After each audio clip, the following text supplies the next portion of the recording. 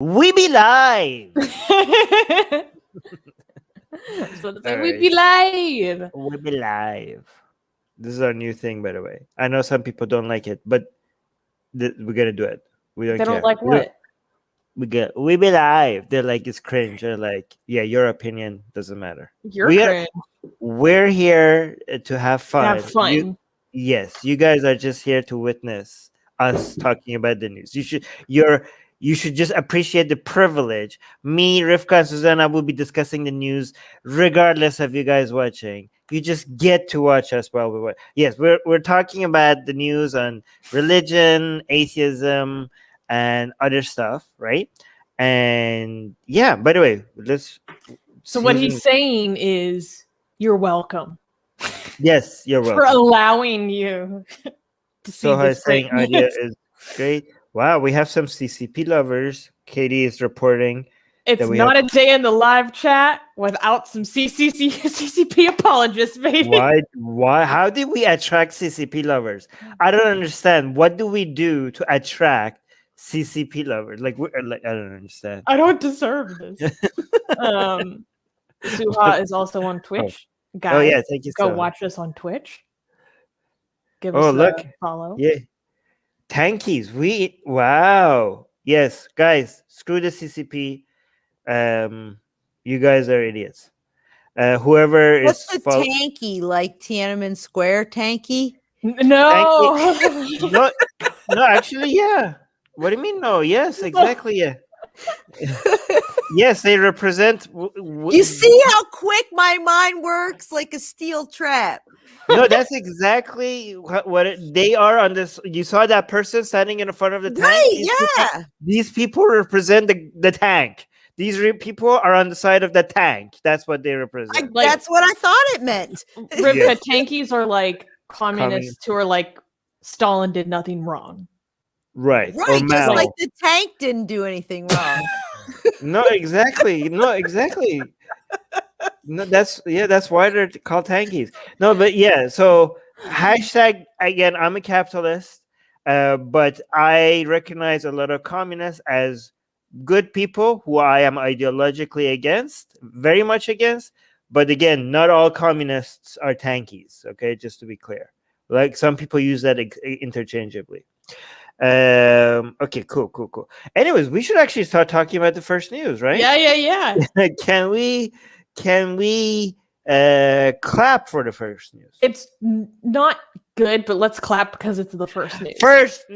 First news. Prophet Muhammad cartoon sparks massive fallout at UK grammar school. On March 22nd, a teacher at Batley Grammar School in the UK sparked protests by showing pupils a quote-unquote inappropriate cartoon of the Prophet Muhammad.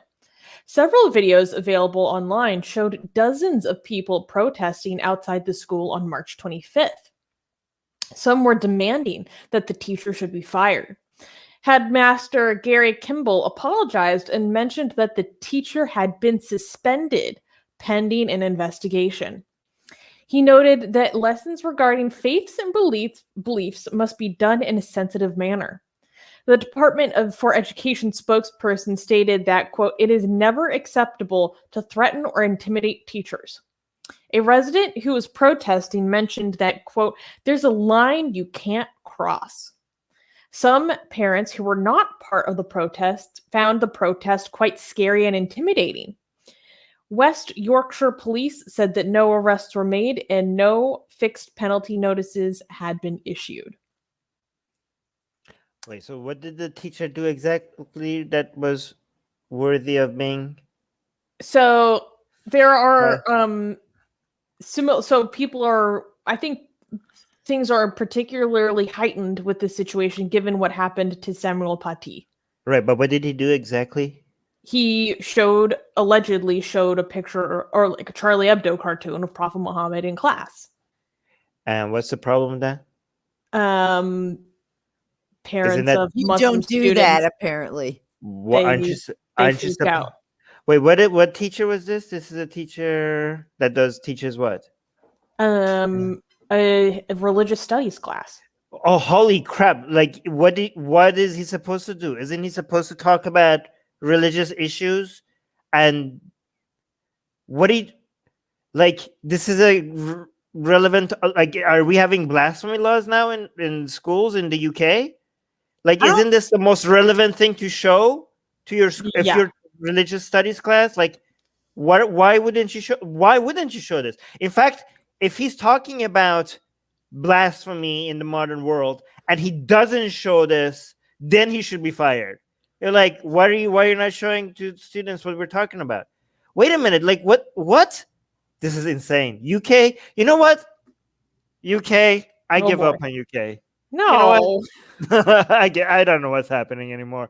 Are you serious? Are you serious, UK? What Yeah. the hell is happening in UK? And they suspended the teacher. Are you freaking serious? Wait, how is he supposed to teach about issues around, blasphemy in modern age? And isn't that like, I'm assuming that was the topic of the class. Why is he not supposed to show that? I don't understand. Because, of my deeply held beliefs. Well, then don't go take the freaking class. It's a religious studies class. How could you not? How could you? Well, like, what did you think you're going to get exposed to? I mean, the Quran. Okay, here's the thing. Then he shouldn't be talking about Islam at all. What if you're a Christian and you get offended by Quran? The Quran is anti-Christian. Islam is anti-Christian, Yeah. right? So you can't have any religious studies class at all. If you show a Quranic verse on the board and you're a Christian sitting in the class, you could be like, you know what? You should get suspended. I'm offended by this Quranic verse. It tells me that I'm going to go to hell. Which one is more offensive? Huh? Which one is more offensive? The Quranic verse that's specifically talking about me as an individual and is telling me that I'm going to go to burn forever and ever and ever, that offends me. So how come is that allowed to show? Are you allowed to show Quranic verses in a religious studies class? Or that is offensive to atheists and Christians. What about a biblical verse? Is that not offensive? What about a biblical verse that tells you that women should be silent and you should keep to themselves and shut the hell up and listen to men, right? That's a biblical verse. Is that not offensive to women? Can you show that can you show that biblical verse in a religious studies class? I mean, there's not a single you can show nothing in a religious studies class if you can't show offensive stuff. Why did you take that class if you didn't want to see offensive stuff? This is insane. This is insane. UK, you're insane. UK, you have gone insane. Anyways, Rivka has her hand up. So, a couple things. One, as Miriam Namazi called them, the Islamist rent-a-mob needs to just fill out a butthurt form and move on. But they're telling you exactly why, that you have to be careful. You're only allowed to talk about certain things in certain contexts. I mean, they've said that, and they're saying, in terms of the apology and the some of the things the protesters were saying, there's a line you can't cross. You can only go so far. So maybe you're allowed to talk about, maybe in the modern age, we don't tell women they're not allowed to talk, like in Timothy, or we don't dash babies' heads against rocks in England because it's against the law. But we certainly don't show pictures that we perceive as pejorative. Like, that's the line, Mm-hmm. And it has to be done in a sensitive way, which is the code word for shaming people into feeling bad about, the discomfort of other people in a conversation. So they get this privilege, and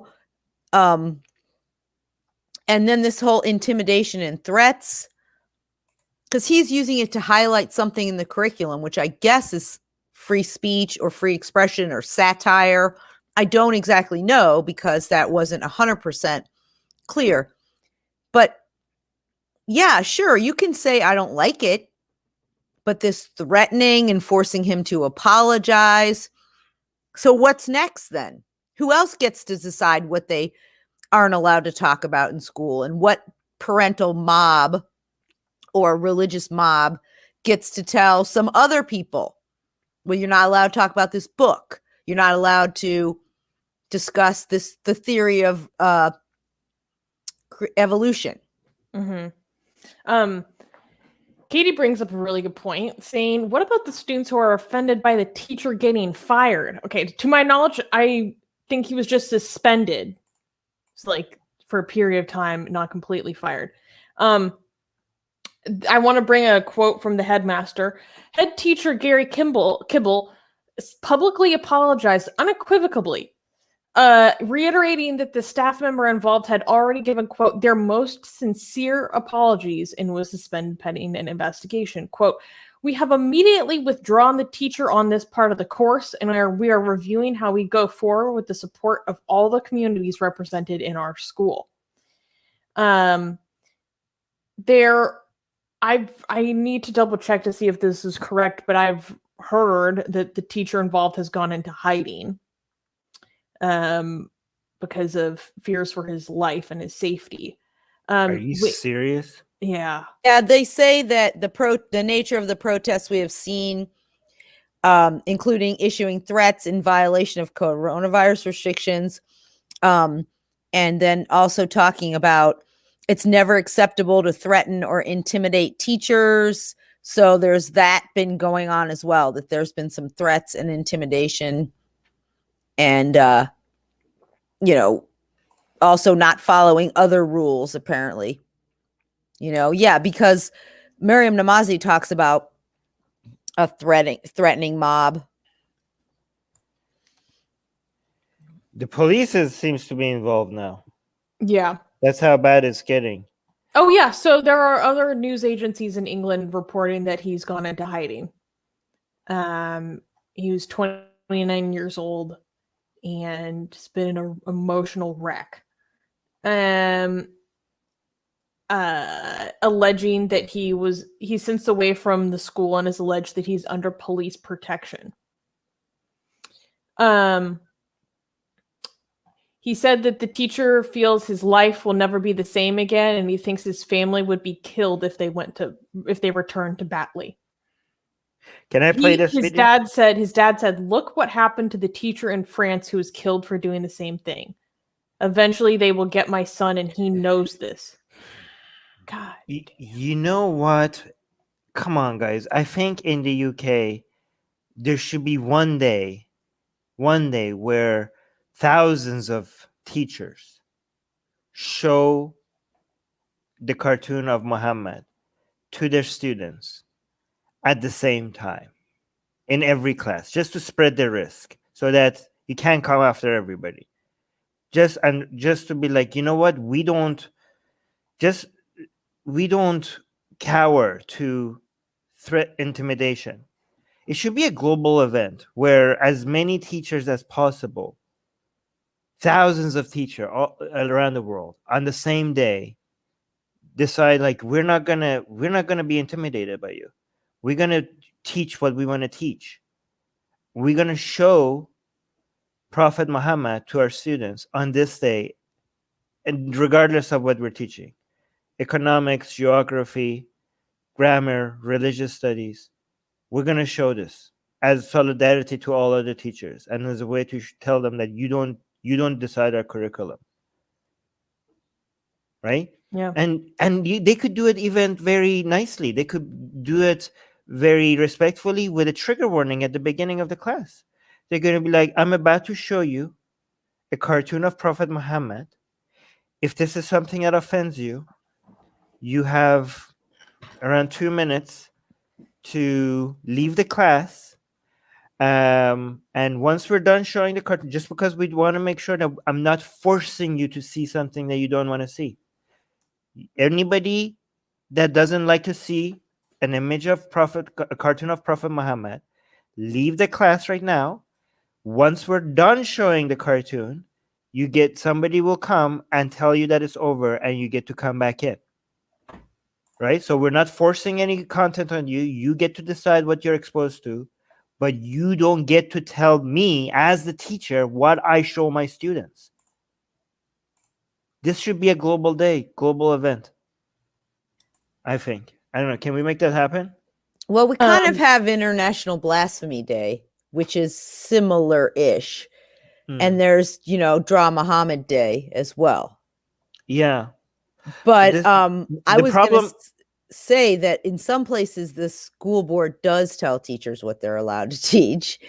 And then there's curriculums and state-led, but that's beside the point. What I wanted to say is that I feel like the people, these instructors or others who have taken this very courageous step to refuse to be cowed by these people and continue to teach it and show it, and then this happens to them, are really human rights campaigners that are very much underappreciated for what they're trying to do. People don't see it as the very big canary in the coal mine that it is in a lot of Western countries. So I have a lot of respect for the ones that have decided that they're, not going to be bending the knee. I'm gonna play this video. Sure. What do you think? Yeah, I'm gonna play it. Yeah, This is a Muslim protester outside of the school, telling the teacher who showed Prophet Muhammad must be prosecuted for religious hatred. Is that spelled right? No, it's not. Okay, for religious hatred. For religious hatred. I was like, what is this? Okay, prosected for religious hatred. Let's watch this. We, the Muslim community, object to and condemn the use of all and any religious offensive material in schools, as has happened at this Batley Grammar School this week. In this particular instance, the use of these materials was done in a deliberate, threatening and provocative manner, what the hell? leaving the children concerned for their safety and well-being. What? The teachers have breached the position of trust and failed their duty of safeguarding, and this issue must be addressed as a matter of urgency. We do not accept that the school has taken this issue seriously, given that it has taken them 4 days to merely suspend only one of the teachers involved. The teachers concerned must be independently investigated, with senior stakeholders from the Muslim community being involved. The incident from Monday, 22nd of March, must also be investigated from a criminal perspective, given that it was a clear attempt to stir up religious hatred. We also use this opportunity to call upon the entire British Muslim community to review the materials being taught in their children's schools, whether they relate to offensive content or inappropriate relationship and sex education. If you have concern for the iman of your children. This is all we have to say as protesters here today. Thank you. Okay. Did you see what he just threw in there? What? Who's the inappropriate religion and sexual education content? They're just gonna throw that in too. Well, they're like the religious right and this woke identity politics mob all together, saying, they don't care about us. They're using language you hear from a lot of the, people who say things are problematic, stakeholders, the fact that they aren't offending people, that they fear for their lives because of words and pictures, which is the words are violence kind of mentality. But at the same time, they don't want you to talk about inappropriate relationships. Okay, but let's not get. That's the whole other can of worms that if we open here, we get to talk. Because then I don't agree with this when people say the woke supported these guys. Actually, right in the UK, this is when it comes to sex education, that's the line that the left is drawing. Like they realize that's not what I'm saying, that they're supporting them. I'm saying they've appropriated a lot of the language right of this type of movement. And a lot of people who are very conservative in ways, some Christian evangelicals and some others, also use this kind of language because it shows that you have common cause. You're standing for the young, you're trying, you're getting hurt somehow. You're a victim. All right. Susie, you go next. I want to say something after. Ivan is saying it's called Islamo-leftism. Macron uses it frequently. And I was doing a little background research. So other sources say that he actually did give the students a warning before showing the image, like Armin suggested, like give them 2 minutes to leave if they don't want to see it. And there's multiple petitions online, like putting forth, like saying, we reinstate this teacher. We don't want him to be suspended or fired. He's not currently fired. But then as of 2 or 3 days ago, 2 more teachers were suspended over this. I'm not sure how those other 2 teachers were involved, but they are continuing to suspend staff members over this. Yeah, there needs to be teachers need to show some solidarity with each other. They need to all come out and show Prophet Muhammad as a protest, as show some solidarity and unity with the other teachers. One thing I also want to mention is that what this guy said here, okay? Let's apply the same standards. Let's apply the same standards to your mosque and what you're teaching in your mosque. All right? Let's apply, like you guys are saying this is blasphemy. Well, so is your scripture against every other religion. Your scripture and everything you're teaching is hate speech and blasphemy, and the Quran and the Hadith has direct calls for violence, and the Bible as well, and the Torah, right? All of the, so you want to open this can of worms? Let's apply the same standards. You say these people need to be monitored. You say, not my word. You guys are saying these teachers need to be monitored. They need to be prosecuted for religious hatred. Do you want to apply the same standards to your scripture and what you're teaching in your mosques? You want to get the government involved in these schools so that because your fees are hurt? Well, let's do the same thing. Let's do the same thing to your mosques. Would you be happy with that? How is your scripture not blasphemy against other scripture? Oh, it is. Let's do that. Okay, let's play this game then. Because based on the standards that they have, every single scripture out there will become illegal. The Bible will be illegal. The Quran will be illegal. The Torah would be illegal. The Vedas would be illegal. I'm not saying, by the way, it should be illegal. I'm not for that. I'm just saying that's their standard. And music and movies and all, and the whole prohibition on joy thing. Mm-hmm. No, I'm not. No, that would be, they would like that. I'm just saying, when it comes to blasphemy and hatred, if they want like, oh my, yeah, these teachers are spreading blasphemy and hatred and they need to be monitored and the government should get involved and they should be prosecuted. They're like, okay, sure, let's do that to you then. I mean, I'm not saying I'm not. There already is an answer for both people. If these people are so upset with the fact that the public school teaches things that they don't like, then they can send their kid to a non-public school. Okay, it's problem solved. They have the right to do that. Just to be clear, guys, a religious school. I don't know. Maybe I'm wrong. Maybe the UK rules are different than in the US. Just to be clear, I'm not suggesting that the Bible and the Quran and the Torah and Vedas should be illegal. Okay, yeah. I'm pointing to the hypocrisy here. Okay, I am a free speech kind of guy. Anyway, Susanna, you wanted to say something. Oh, no, I was just laughing at Rivka in the corner being like, yeah, you want to go? You want to apply the same thing?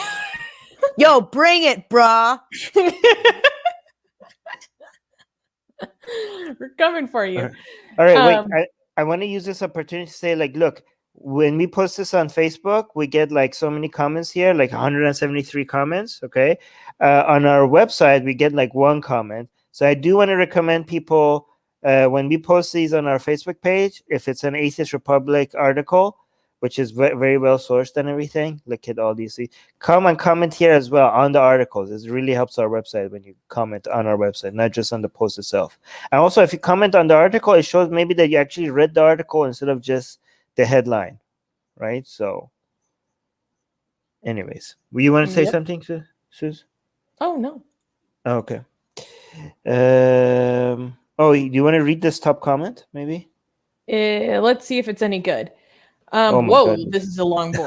Okay, let's give this a shot. Michael saying, the way the school, the council, and the Department of Education have conducted themselves is thoroughly shameful. It was a lesson on blasphemy. They knew what was coming up and were given permission to leave whilst the image was shown. The students at the school have started a petition to have this teacher reinstated.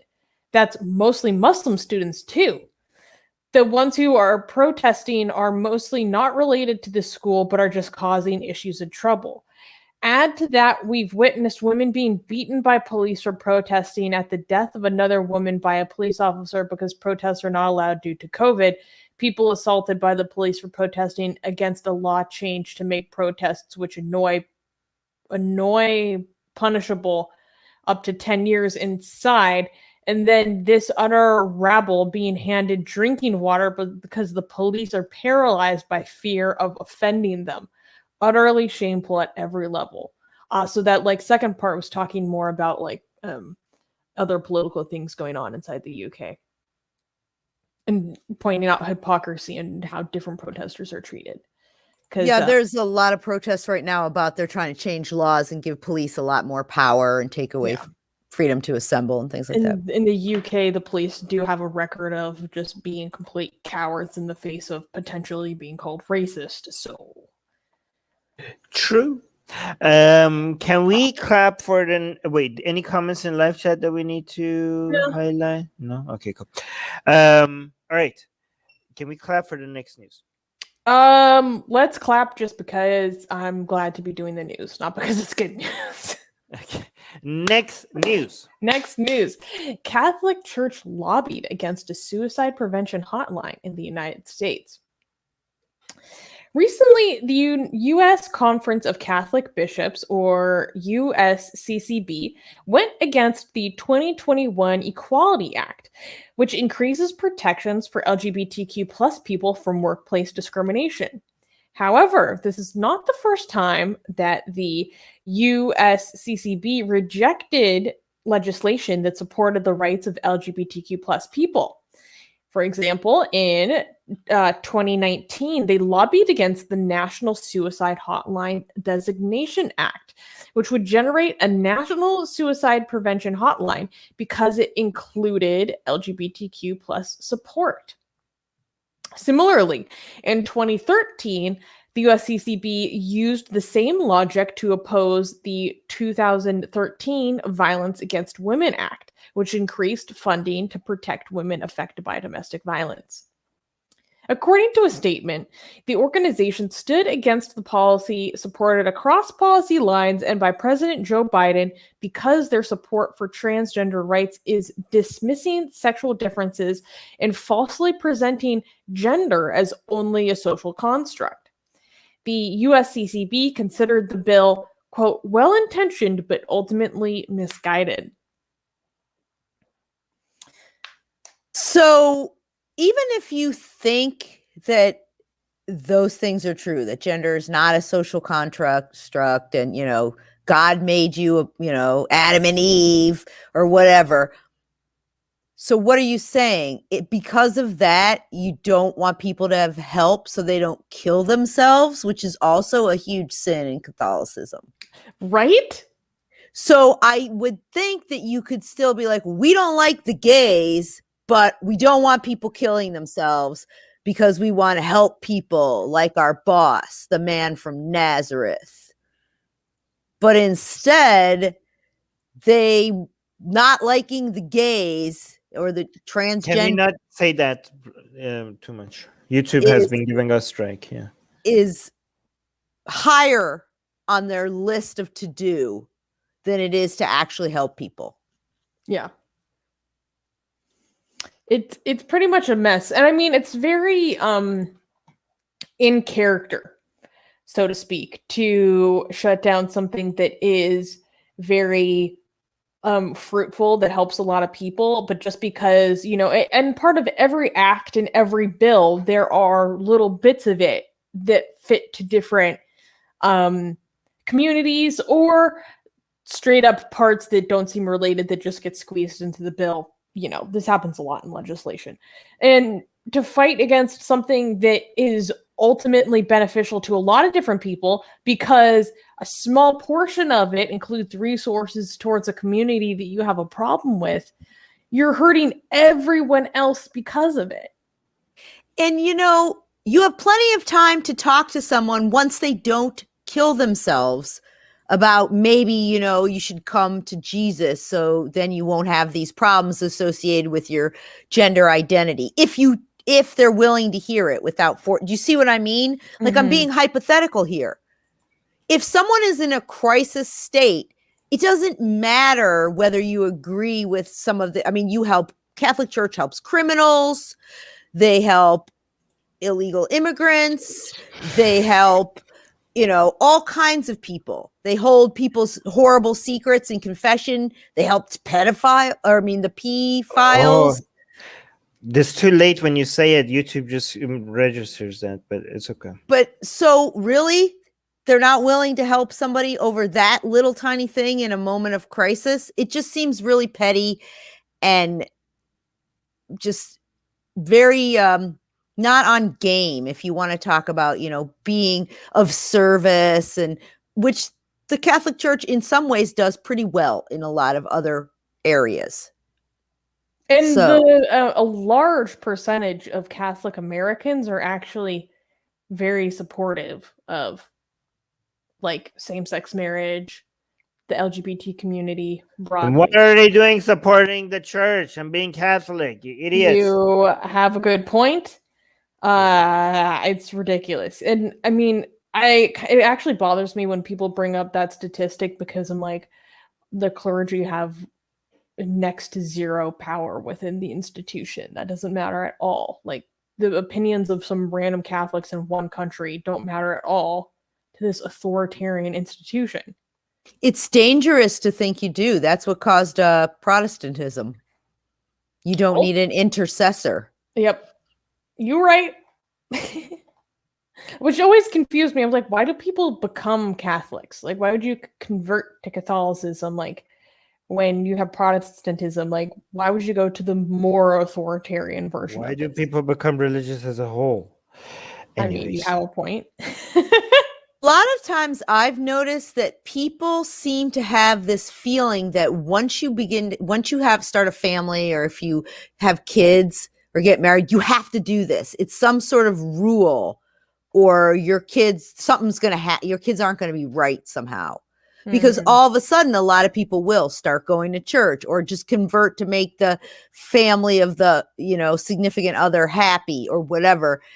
Because this is what you do once you reach this specific milestone. And then it's just like this. That's just the way it is. Like, nobody even seems to question it. It's very strange. Okay.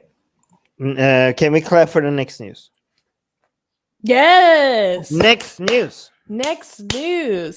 United States church membership falls below majority for the first time.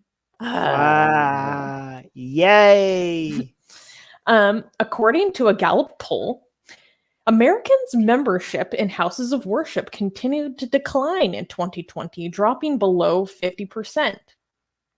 When the Gallup first measured U.S. membership in 1937, 73% of Americans were attending churches. Currently, a higher number of Americans express no religious preference. The percentage of U.S. citizens who do not identify with any religion has grown to 21% over the past 3 years. Church membership is correlated with age, as 66% of U.S. adults born before 1946 belonged to a church, contrasted with 58% of baby boomers, 50% of those in Generation X, and 36% of millennials. The Gallup data also shows that a 20-point decline in church membership among all major subgroups of the U.S. population. We're winning. The U.S. We're remains the largest minority in the entire country. 21%. That's huge. actually, I think the disabled population is, but anyways, or Sorry. Okay, so belief-based second. minority, sure. Yeah. The U.S. remains a religious nation. We'll get the disabled people. God damn it. We're coming for you, Crips. Disabled people. Wait. The U.S. remains a religious nation with more than 70% of the population affiliating with some organized religion. However, the continued decline of religiosity in future decades seems inevitable. So, yeah. It's going to be interesting for me because I wonder how much of this... I mean, this was from 2020, right? Like, I barely left my house for a year, you know? I want to see what this is going to be like when people are actually allowed to enter into society more. I mean, some states, they've already opened like 100%. But I'm very interested in seeing more longitudinal data in the next few years. Like, is this just a dip because of external factors? Or... I think that that's a really interesting line of inquiry to explore, but in a different way. That now that people haven't been able to do church or, religious institution in the way that gave them the social cohesion, that's it. Maybe they start to realize they don't actually need it for anything else but that they don't actually really feel bad that they haven't told someone their sins or prayed. So that's only a small step from there to think, well, I don't need any church. I mean, I can find some other social support group that isn't having to do that I really don't need. And it's been a whole year and God hasn't changed anything for me, or lack of God hasn't done anything, I think it's a really interesting line of inquiry that way. This is also a circular thing because lower membership means less revenue for the church. Less revenue for the church means less ability for them to spread their propaganda and do marketing, and then which will result in less membership, which will result in less revenue. So excellent point. Yeah. So it's a good thing. And I completely disagree with Ellie here. Ali saying attending church doesn't prove anything, in my opinion. They can be religious even without it. Same goes. Yes, they can, but it's correlated. Just because a correlation is not 1-to-1, that doesn't mean the correlation doesn't exist. Also, right? The people who are most consistent about going to church are often the most religious. Right. That's actually a huge thing in like Catholic culture, is like shaming the people who only go to church on Easter and Christmas. Oh, absolutely. And Judaism too, or if you go to like a hippie version of something where you're not strict enough, the shaming of that too.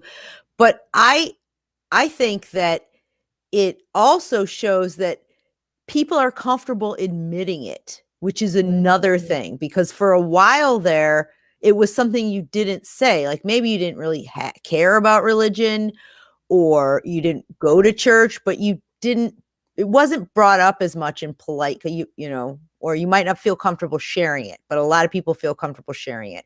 And I think the millennial number of 36% is phenomenal. That really is something. Yeah, and I can only imagine what Gen Z is like. But look at this graph. No, don't take that graph away. Oh, whoa. Look at this sexy graph. Look at this. Just like, yes. And look at how fast it started declining too. Towards the end, it's just like, meow, boop. Like crazy. Love it. The only increases, it's been a steady decline from 1940, other than 45 during the war. Okay. Okay.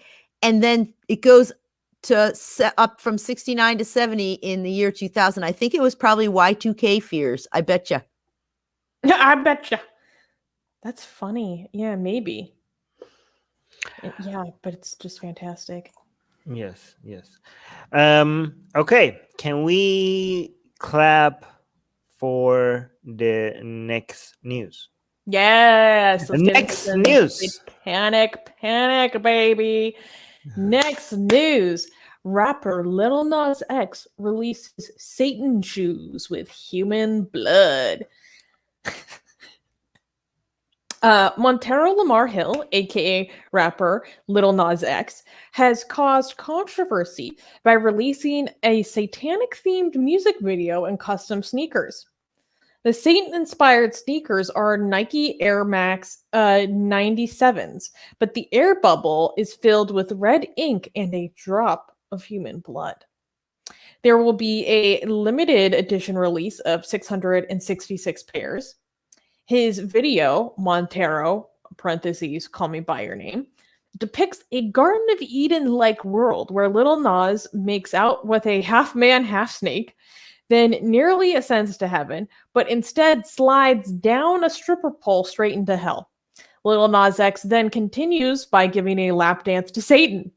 In the end, he kills the devil by snapping his neck, placing Lucifer's crown upon his own head. The music video received a lot of blowback. Nas defended his music video by pointing out that his video is incapable of damaging society when mass shootings occur every week, while our government does nothing to stop them.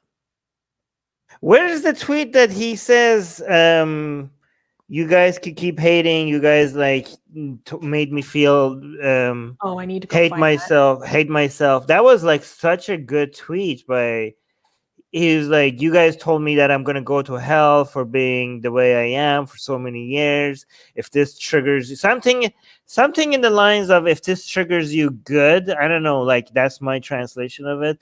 But it was so epic. It was such a good tweet. If you could find it. By the way, the Christians and the right-wing people and the Republicans are going crazy over this. I don't know if people have been following this, but they are losing their minds. They want this thing canceled. They think the whole society is like, the fabric of our society is breaking apart. They be triggered. They be snowflakes. They are end times, bro. That's what they're all going. Let me finish this. It's very interesting because it's so obvious that if they could cancel, these people would cancel. We here at Atheist Republic often complain about some cancel culture that comes from some fragments of left-leaning people, right? In media, in academia, on social media, blah, blah, blah, right? But we are under no illusion. We know if these Christians or right-leaning people were in power, cancel culture would have been astronomically higher. Okay, these people who keep telling other people they're snowflakes and that people just, oh my God, look at these people get offended by everything. They would be offended 100 times more by anything that was remotely sexual, that was remotely not the promoting the family structure, the biblical, the nuclear family that they so much enjoy, that they don't even understand that this is the nuclear family that they keep promoting. It's like a modern concept. It doesn't even. It's not even based on their own biblical standards. I mean, yeah, I mean, if you don't have like a bunch of slaves and 4 wives, it's not biblical. But yeah, so but it's so these people, if they were in charge of media, if they were in charge of academia, anything that was remotely LGBT would get banned. Anything that was, any form of sex education in schools to children, any cartoon that has any couple that suggests that they're having sex before marriage, or any gay relationship, anything, it will all get canceled. If they could get away with it, they would cancel all of it, and these people would be leading cancel culture, and yet they are right now the people that it's so hypocritical. If the same outrage about something in the media was happening, a fraction of this was happening from the left, the same right-leaning people right now that are complaining about this song and the shoes, they will be calling it out as cancel culture, and the left being butthurt over everything. You guys, I don't know who's going to go next. Well, so in the tweet that you were talking about, guys, just go to Lil Nas X's Twitter if you just want to see like the most amazing memes about this entire situation. He I'm paraphrasing, but he basically said like, y'all preached to me for years that I was going to hell, but you freak out when I actually show myself there. Like, you're freaking out when I actually like take that power back, and I'm like, oh, okay, like I'm in hell. Okay, I'm gonna be Satan now. Just kind of pointing to like how messed up the mentality is. But Armin, if you scroll down towards the bottom of the page, I included a tweet that has footage of people in church freaking out about this. Like a sermon about this. It's so... No way. This Yes. has to be good. But Yes. before I do that, I want to highlight this tweet. Look at this. Gwen is saying cancel culture seems to be working against you guys. Where is your personal Twitter account, Armin, or apps APS? You know how I lost my personal Twitter account? Do you know who canceled me on Twitter? Right-leaning people, right-wingers mass reported my Twitter account, and I got canceled on Twitter. I lost for so many years, left-leaning people who got offended by my tweets, they didn't manage to remove my Twitter account. It was right-leaning people who got butthurt enough to report it to such a scale that my Twitter account was lost. It was right-leaning people who canceled me on Twitter, not left-leaning people. So there goes that. No, Gwen is just mad that we're not apologists for the CCP's human rights crimes. And I we're just not want allying to say, with them. you don't have to imagine what if right-leaning religious people were conservative religious people were controlling media and musicians and schools and curricula and clothing. It exists. It's called the Islamic Republic of Iran. In a way, like they're a religious group saying this is what you can and can't do. This is what you have to adhere to. This is what you're not allowed to see. This is, all of these things. Everybody else canceled. If you want to do it, you have to hide in secret or get in trouble with the morality police. So Right. I'm not saying that these people are equal to that, but we don't need to imagine it. It exists already in places. So yeah, absolutely. That is absolutely what they want is submission. All right, let's play this tweet. Let me know if you have audio. This is it. So the context is that this is in a church and people are offended over the satanic shoes. Yes. Oh my God, this has to be glorious. Okay. Montero, Call Me By Your Name music video, Lil Nas X is doubling down on his demonic imagery with the new Nike release, quote, Satan shoes. The classic Air Max 97s have been revamped by collaborators with the underworld in mind, coming in a limited edition stock of 666 pairs, each individually numbered 666 in red and Montero, Call Me By Your Name music video, Lil Nas X. Wait, he released 666 shoes? Yeah. That's pretty cool. That's pretty impressive. Oh, and for those who don't know, he's now being sued by Nike because he took their shoe and then adapted it and was reselling it. You can't do that. Wait, how come Nike didn't do that when somebody did that with the Jesus shoes? Do you know what I mean? The Jesus shoe. So okay, there was a similar thing somebody did with Nike shoes. They bought a whole bunch of Nike shoes and they modified it. They put right where he has human blood, they put holy water, and there was a cross on top. Okay, so somebody else did this and they started selling selling Jesus shoes, and they didn't get sued by Nike. So how come the satanic shoes are getting sued, and the Jesus shoes are not getting sued. Or did they get sued? Yeah, I don't there's know. actually an article about this. Why did Nike sue over the Satan shoes but not the Jesus shoes? There you go. This Uh, is double standard happening here. Show me. Show. Okay, wait just a second. You know what? I bet you these satanic shoes are becoming really expensive, because when Nike wants to sue them, people are going to be like, "Oh my god, I need to get my hands on one of them." Yeah, you just Right? boosted the Well, yeah, they're very valuable now. Okay, so let's briefly read. Two years ago, MSCHF created a media frenzy with the debut of its Jesus shoes, a customized Nike Air Max 97, so the same sneaker, filled with holy water from the Jordan River. The pair, not endorsed or made by Nike, was worn by A-list celebrities like Drake, a huge Nike fan who has his own sub-brand with the swoosh. As the most Googled shoe of 2019, the Jesus shoe arguably brought Nike good press, or at least an enormous amount of attention, despite zero involvement from the company. So why a lawsuit over the Satan shoes but not the Jesus shoes? The answer to that may come down to a simple element, a consumer confusion caused by a negative perception, which Nike didn't have to deal with the Jesus shoes. Oh, yeah. So, these are Nas's shoes. And these were the Jesus shoes.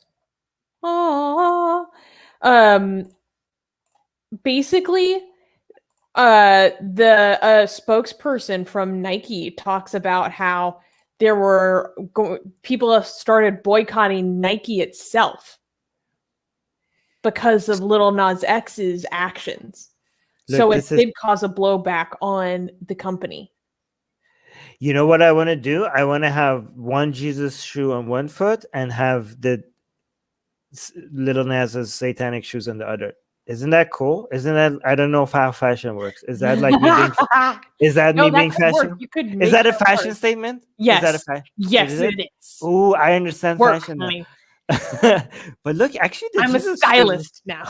The Jesus shoes look. So here's the thing: Nike does allow you to buy shoes and modify them. I thought. So to just like go after the people when they don't like the negative press, that's not fair. Be fair, with these shoes, I do not know the extent to which they made multiple pairs to sell them. They did. They made a lot of these? Yeah, and look, there's a Bible verse here. Matthew 4:25. Yeah. And these are holy water from the Jordan River. Jordan River. I got baptized in Jordan River. Did you know that? Wait, what? I got baptized. I have video of it. I have to release it. We're just gonna scroll past that. What? No, we're not. No. I got baptized and I came up and I said, "Hail Satan." I should release that. Like a priest baptized me, and I came up and I said, "Hey," and I went like this with the devil's sign, and I yelled, "Hail Satan!" right after getting baptized. Anyway, I should release that video. You threw the goat horns at your own baptism. Impressive. Yeah. Oh my god, you're amazing. So did you seek that out, or did someone say, "Can I baptize you?" And you're like, "Sure." No. I went there. There was a priest, and the priest was very nice about it. He smiled. He laughed. I don't know why, but he was very chill about it. So yeah. There were the funniest memes about Lil Nas X's music video. So I saw this one of this girl who was like a hijabi, in full long dress and everything, and she's like, "This song is so inappropriate. This isn't anything that we should joke about." Blah blah blah. She's shaking her head, and she walks off camera. And then, but there's a mirror in her room, so when she walks off camera, you see from the mirror she's shaking her butt to the song. No way. Yes, it's amazing. So she's like, "This is so inappropriate." Goes and twerks in the corner. Wait, you don't? Do you have that video? No. I can find it. It's okay. Wait. No. Oh, okay. Yeah, No. Actually, don't, because we're gonna get copyright. Yeah, a lot of it It's has music in it. Yeah. Never mind. Copyright strike. Okay. Cool. Can we clap for the next news? Well, moral of the story is Hail Satan. Sparking satanic panic is a lot of fun. And Yes, I hope it y'all is. stay mad, because Yes, we're having a stay lot mad. of fun out here without you. Stay mad because you did so much to anyways. No, that's a form of collective punishment. Never mind. I take that back. Anyways, can we clap for the next news? Yes, it's very good news. And next news. Next news. LGBTQ students file class action lawsuit against the Department of Education. On March 29th, 33 LGBTQ students sued the Department of Education in a class action lawsuit. Lucas Wilson, now 30 years old, is one of those students. From 2008 to 2012, Lucas received conversion therapy from a student club named the Band of Brothers at Liberty University during his undergraduate years. The students allege that they suffered bigotry at 25 Christian colleges and universities in 18 states. Wilson said that Liberty University is a thoroughly homophobic institution where students are taught that about the evils of the homosexual lifestyle. The Religious Exemption Accountability Project, or REAP, filed the lawsuit in the U.S. District Court in Oregon on behalf of the 33 former and current students. Many Christian colleges and universities are allowed to enforce policies that prohibit same-sex relationships on campus because the federal civil rights law prohibiting same-sex-based discrimination contains exemption for religious entities. The students' lawsuit asserts that the religious exemption is unconstitutional. Well, that's a really big lawsuit and very large claim, because a religious exemption being unconstitutional would have huge ripple effects all over all kinds of other things. Healthcare, hiring and firing, schooling, like within religious schools, things like that, lower than universities. But I wonder if they take federal student loans or anything, because there's where I think you can, if there's some sort of federal student loan money that's passing between them, I don't know if that angle works. I mean, they're not funded by the federal government like a state university or something. So then, or the state government, like a state university. So that changes some of those kind of things. Yeah, I wanted to highlight the organization that is behind or supporting this lawsuit, because Religious Exemption Accountability Project, just that name itself is just music to my ears. Religious Exemption Accountability, just like, because I don't know if you guys are aware, but we don't really like religious privilege around here. So it says, at many religious colleges and universities, LGBTQ students suffer discrimination, abuse, and hardship. The Religious Exemption Accountability Project, or REAP, okay, you reap what you sow, empowers queer, trans, and non-binary students at more than 200 taxpayer-funded religious schools that actively discriminate on the basis of sexual orientation and gender identity/expression. Through civil rights litigation, documentary film, oral history, research, and public policy, we work towards a world where LGBTQ students on all campuses are treated equally with safety and respect. So, Rivka, this kind of answers your question. So it's 200 taxpayer-funded religious schools. Right, which is honestly, like, a lot of times it seems like when you bring a constitutional case, you don't always win on constitutional grounds. You win on a technicality or a piece of it, and that is what I think a lot of people think when they think about religious versus public, as in taxpayers, that if it's a public university or institution, you have to abide by these Title VII or Title IX or any of these other civil rights legislation. But that line has become so weak and kind of enmeshed in others, and because they're arguing that they should be able to get a piece of the federal pie because it's discrimination if you don't. So now you have people that are not abiding by the law because they have a special magic sky friend privilege that they get to pull out whenever it suits them, getting taxpayer money. And so I think that rubs people the wrong way in some way, because even if you're religious, I think people didn't think it worked that way as much. But unfortunately, I don't mean to not support this lawsuit. I just feel like there's still so much issues with LGBTQ and homophobia in the larger community also, that I just don't know how much the public sees how that's the same issue as all kinds of other religious privilege. So that's my concern. But I think that that line about getting the money is really where it's at to some degree. Yeah, I think they put it very well here. Religious exemptions to civil rights statutes come at a price. The price is paid by the young and vulnerable who find themselves at the mercy of religiously affiliated, taxpayer-funded social service and educational institutions that often turn them away or force them in the closet.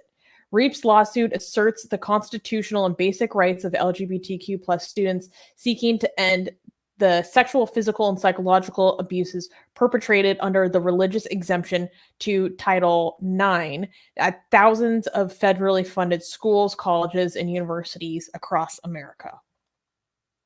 So yeah, if this is the fact that there's religious exemptions to Title IX, or just at all, it's yeah, it's supposed to be your civil rights. Yeah. This sort of where the bar is, here's what everybody gets, but not you. Oh, this is cool. Where I really like how they set up this website where you can actually get to know each of the plaintiffs. This is a really cool idea. So guys, check out this organization. I think they have documentaries about this lawsuit that they're undertaking that will be available online.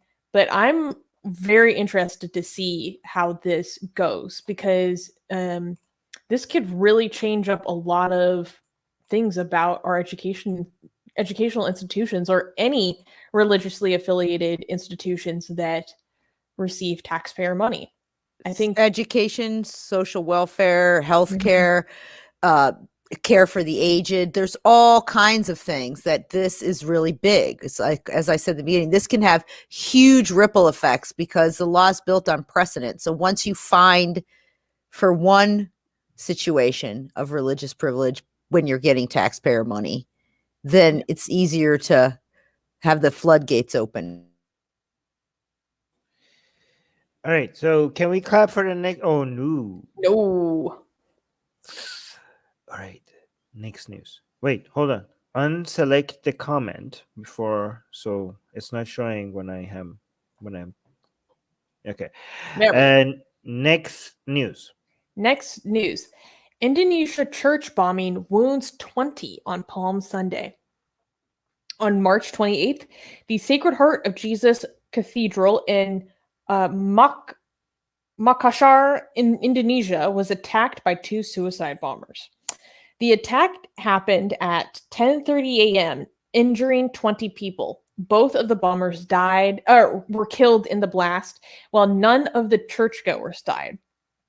Indonesian President Joko Widodo, or Dodo, denounced the attack as an act of terrorism. We use coded language for YouTube. Joko addressed the Indonesian people, or he asked the Indonesian people to remain calm, and said that the state guarantees religious people's safety to worship without fear. Indonesia is home to about 13% of the world's Muslim population, making it the world's largest Muslim majority country. So far, no terrorist organization has claimed responsibility for the church attack. In recent years, religious extremism has been on the rise in Indonesia. A number of suicide bombings targeting churches and a police post killed dozens of people in the port city of Surabaya in 2018. Police had blamed ISIS-affiliated group Jama Ansarut Daulah for the attacks.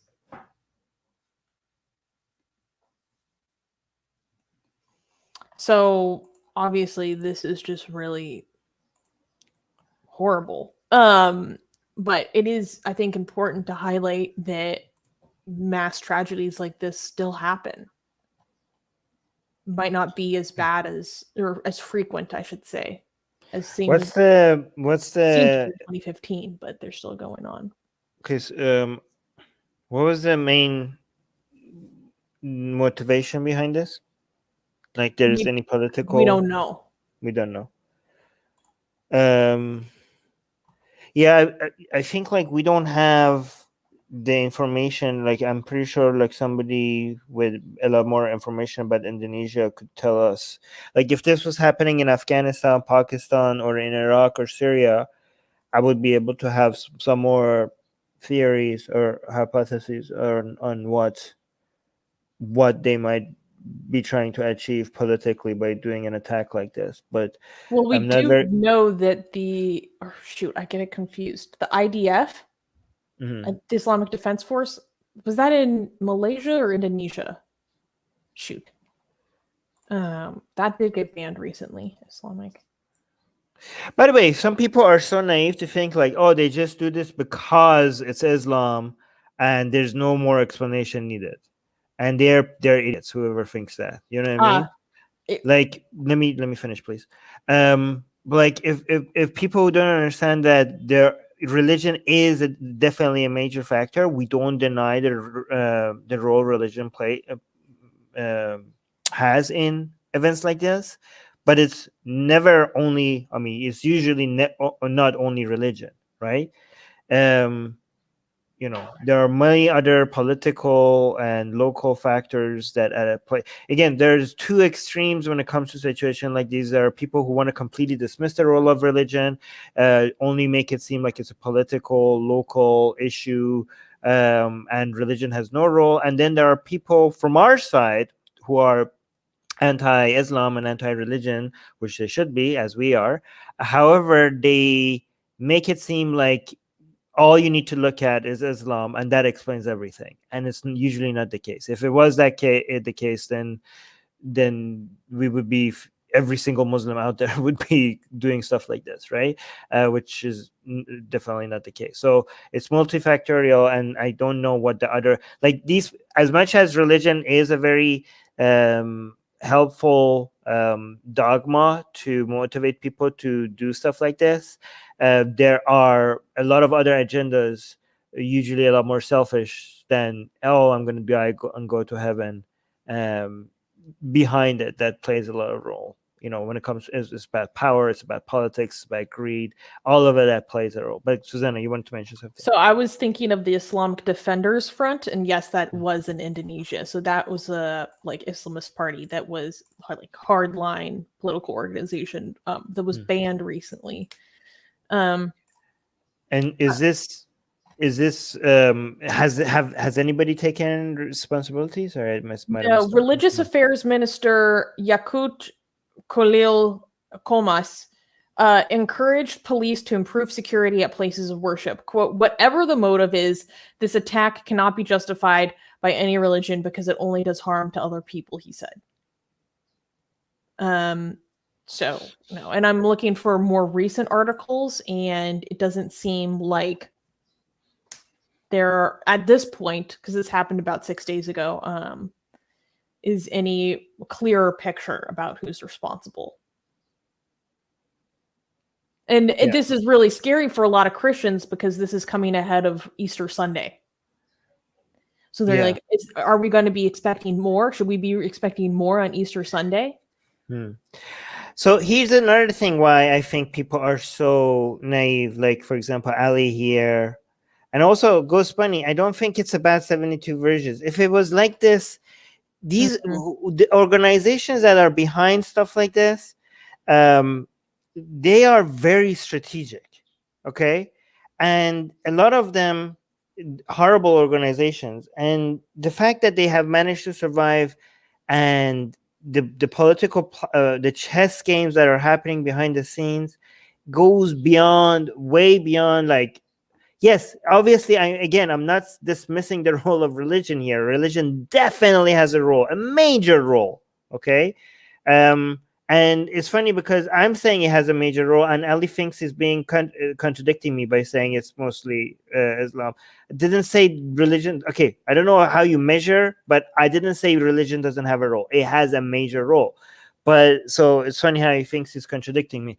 But what I'm saying is that if you knew the full story, you will see that there's a lot of background chess. Where this group is making a move against that group, and the time was specifically picked to send a message to these people, and they're hoping a backlash against maybe these Muslims in this area, so that they could radicalize them against the government over there. Like, I don't know what the story is, but I'm almost certain that if you figure out what the entire story behind this is, you will see how religion and politics and a lot of other things are playing together to make these things happen. Like, it's a mix of, it's a complicated net of events. Okay, cool. Yeah. So here's a little bit more background. Indonesia's national police chief, Listio Sigit Prabowo, said that the attackers were part of Jamaah Ansharut Jalal, or JAD would be the Indonesian acronym. So I'll just say JAD network, which was declared a terrorist organization by the United States in 2017 and banned in Indonesia in 2018. A former member of JAD, speaking on the condition of anonymity, who was part of the group in West Java, told Al Jazeera that JAD is an offshoot of ISIS. So the police are saying that this ISIS-inspired group or affiliated group is who they think is responsible at this point. Okay, we don't say the reason why we are saying ISIS is because we don't want to. YouTube is sensitive. Okay, so you're saying you think it's ISIS? They think so, or okay. This group affiliated or inspired by them. Simply put, the JAD ideology means you supported Abu Bakr al-Baghdadi. Okay, so here's the thing. If I had to guess with very little information, so that it can be completely wrong, okay? I do think ISIS is trying to find any place and anywhere where we're using its proxy groups that are not necessarily completely funded,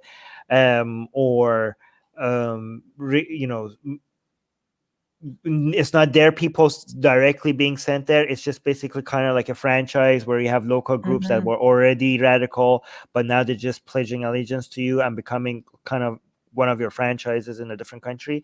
But ISIS needs to remain relevant for its own recruiting and funding purposes, because after its defeat, it's really hard for a whole bunch of other radical groups to believe in their model and believe in their organization, for them to keep donating their resources and their people to it.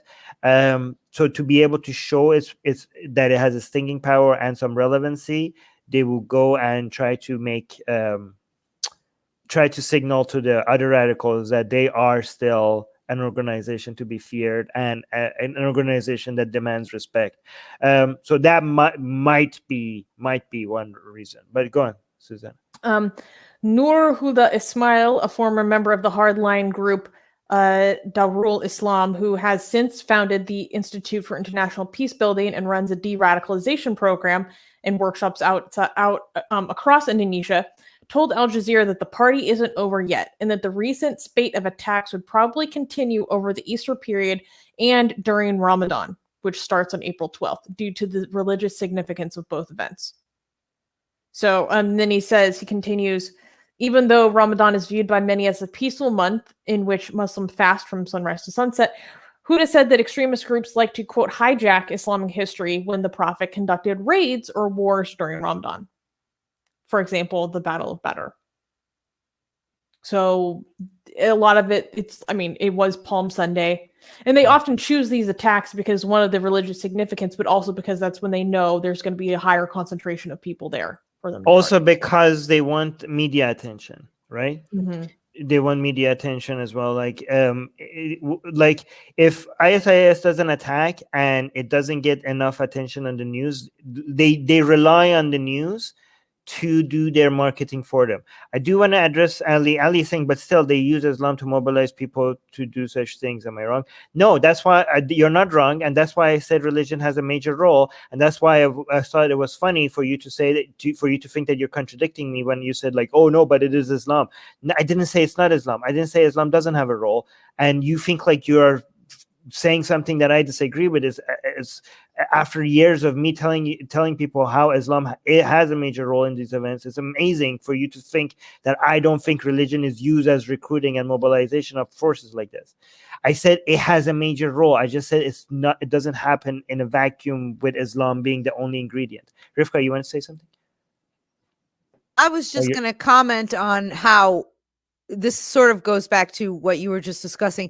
Nothing is only single factor. Everything's multifactorial at this point, I think, in the world, especially when you're talking about people who are willing to trade in blood to get what they want, no matter whom that is. So there's all kinds of calculations made, and the point about, the holidays, yeah, because that's low hanging fruit if you're trying to get all of one group at a certain location. Ooh, Easter Sunday, that's easy. If you want the Christians or, so, and we've seen that there've been there's always in the recent years, unfortunately, a lot of holiday attacks on Christians and then also on other Muslims during the month of Ramadan, as well as on Christians. So, yeah, but that also, nothing happens in a vacuum. There's so many other things, I think, that are easily fall into this. And you were saying all these things that have a role. And I want to say economics in some way too, because you were talking about the recruitment that ISIS needs to keep up and everything. It's those people's job now. Like, this is how they're paying for their, exactly CK cologne that they're getting the Western girls to sneak in through Turkey at the duty-free shop or whatever it is. Or just food. Or their kids or their internet connection. So it's imperative for a lot of people to keep that going, that victim ideology, resentment ideology, belief system going, so that they can keep working and bringing home the bacon, to the family. Right. That was good, actually. Here's oh my God, Susanna, are you okay? Rivka just gets me when I least expect it. Rivka is good at subtle jokes. I do want to mention that I do think that it's also extremely strategic to go after Christians who are not Westerners. I don't know if this is planned, but if it is, it's extremely strategic because it has, from their perspective, it has the benefit of getting Western media attention because they're Christian. The outrage factor.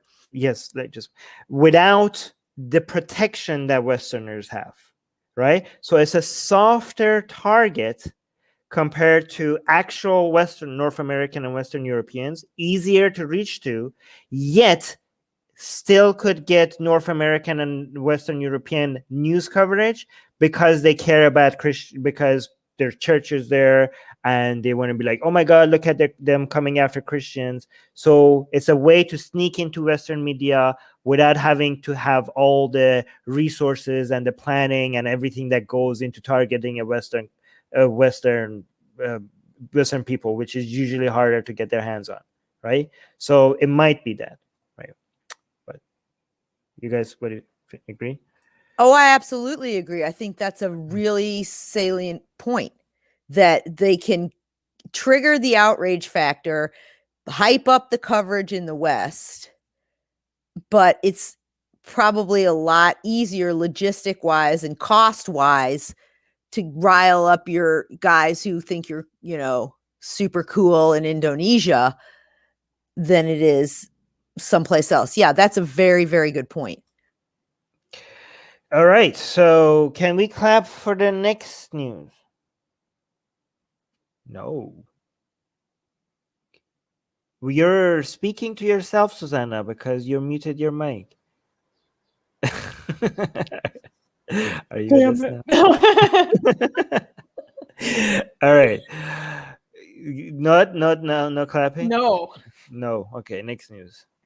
Next news, Houthis expel the last of Yemeni Jews in Yemen.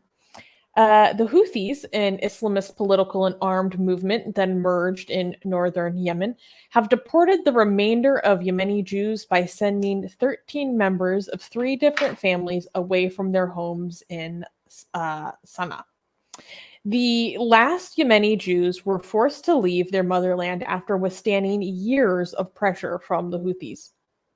Their departure was a condition in the release of Levi Salem Marhabi, a Jew who was captured by the Iran-backed group's intelligence around 6 years ago. The Houthis did not maintain their own court's ruling, as they refused to release Marhabi even after the last few Jewish citizens were forced out by military action. So far, the remaining Jews were forced to move out of Sana'a, Sada, and Amran's territories. Marhabi, while being held in a prison cell in Sana'a, has been tortured and left partially paralyzed by a stroke. So I have some background on this and some more information. So these last group of people have been resisting leaving for a long time. They've been threatened. They've been harassed. The Houthis have threatened to throw them out before, and it was reported that that was the case. And then, they said no. And then the Israelis said, like, all kinds of different countries were like, no, it's not true. But there's a lot of threatening and harassment. So this man, the prisoner, he was thrown in jail for helping 3 families remove a Torah scroll from Yemen and emigrate from the country. And the families are out, but he still remains in prison despite them leaving for this deal. Like, they said they wouldn't only leave if they released this gentleman. But apparently he's getting better prison conditions now. It's a little bit better. But what's interesting too is that really, really interesting part of this story is this group, these few families, they don't want to go to Israel and they don't want to go to the US. They really want to stay in Yemen, but they can't. So a lot of this discussion is they're finally realizing, okay, look, we got 2 choices, probably Israel or UAE. But UAE is one of the big things they're talking about because they feel like it's more like their culture. And one of the reasons they're saying they don't want to go to Israel is they feel like they won't be able to integrate into Israeli society or especially US society because of education and the tiznus, the modesty. They just don't feel like they're going to be able to integrate. And they said that they've talked to other Yemenis who've made Aliyah, which is when you return to Israel, and they're saying, it's not for us. That's not the way we are. So they wanted an Arab country that was more similar to their lifestyle.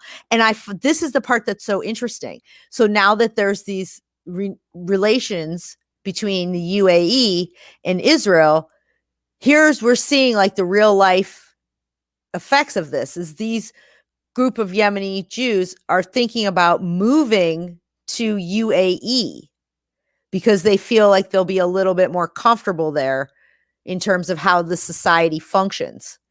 And I just think that that's really interesting. And then they said, and so now maybe we're seeing this whole new Jewish communities coming up in the Arab world without threats to anyone's security, integrative, Jews, Muslims, anybody. It's really, really interesting. Sad that they're being expelled because they really don't even want to go there. They want to stay in Yemen.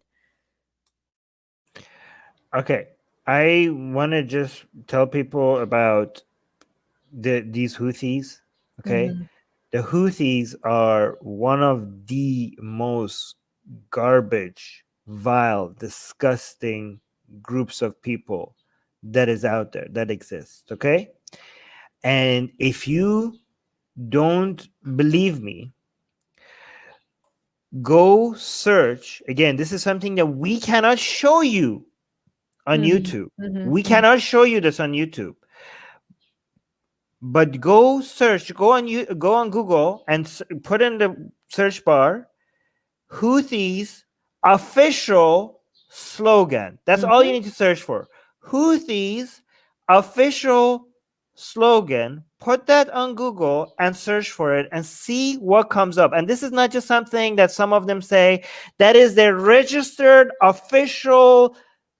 Everybody in this group agrees with. Yes, of course, we are like slogan. Okay, go look that up and then come back here. All right.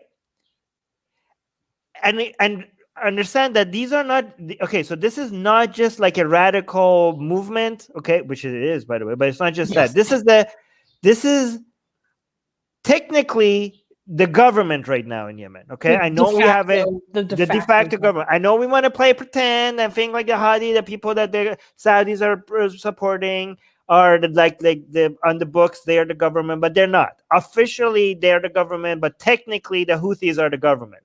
So this is right now the national slogan of the de facto government of a country. Okay, don't even highlight it if they say the same thing. And I don't want to get in trouble here. I was just saying, slogan of death. That's to multiple groups. Yes. And to highlight your point about them being the de facto government, they apparently have forced Jews, the Jews that remain, or the Jews that were there and then left, to sell all their home, their property, their land for really low prices. Like they're strong arming them to take their property. They're threatening them all the time, and that goes along exactly with their slogan.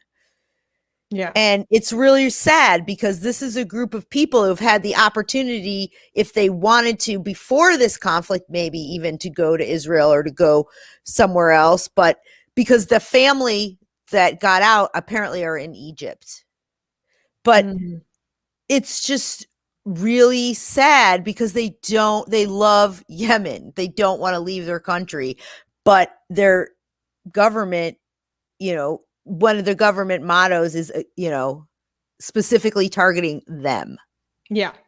Mendecent bias. This is how you can tell someone just Googled the slogan because it's just, wow.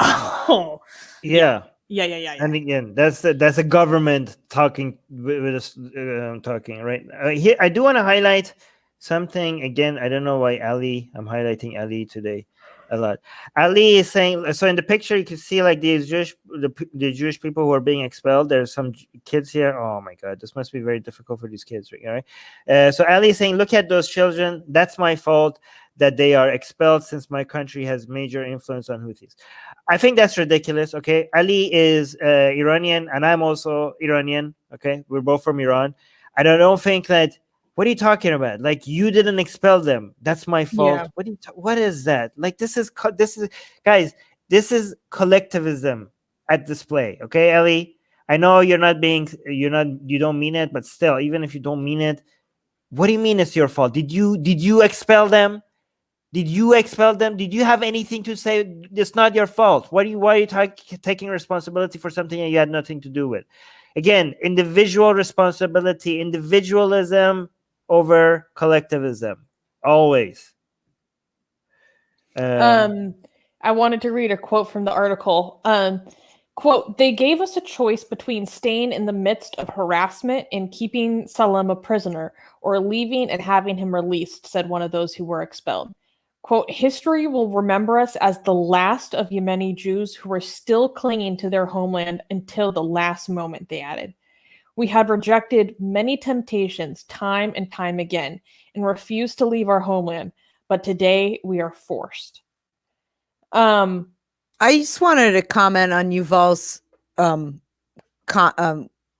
think he's right that he's saying. Wait, sorry, you have to read it. Because Yeah, I just realized I needed to do that because we're gonna do a podcast. With okay, Yuval's saying, Rivka, they don't love Yemen. They believe that Israel and the U.S. are worse, morally speaking. Absolutely, that's exactly what they said. But they also seem to be saying, and maybe I'm interpreting it that way, and it's not the truth, but they're saying they don't want to leave. They've resisted.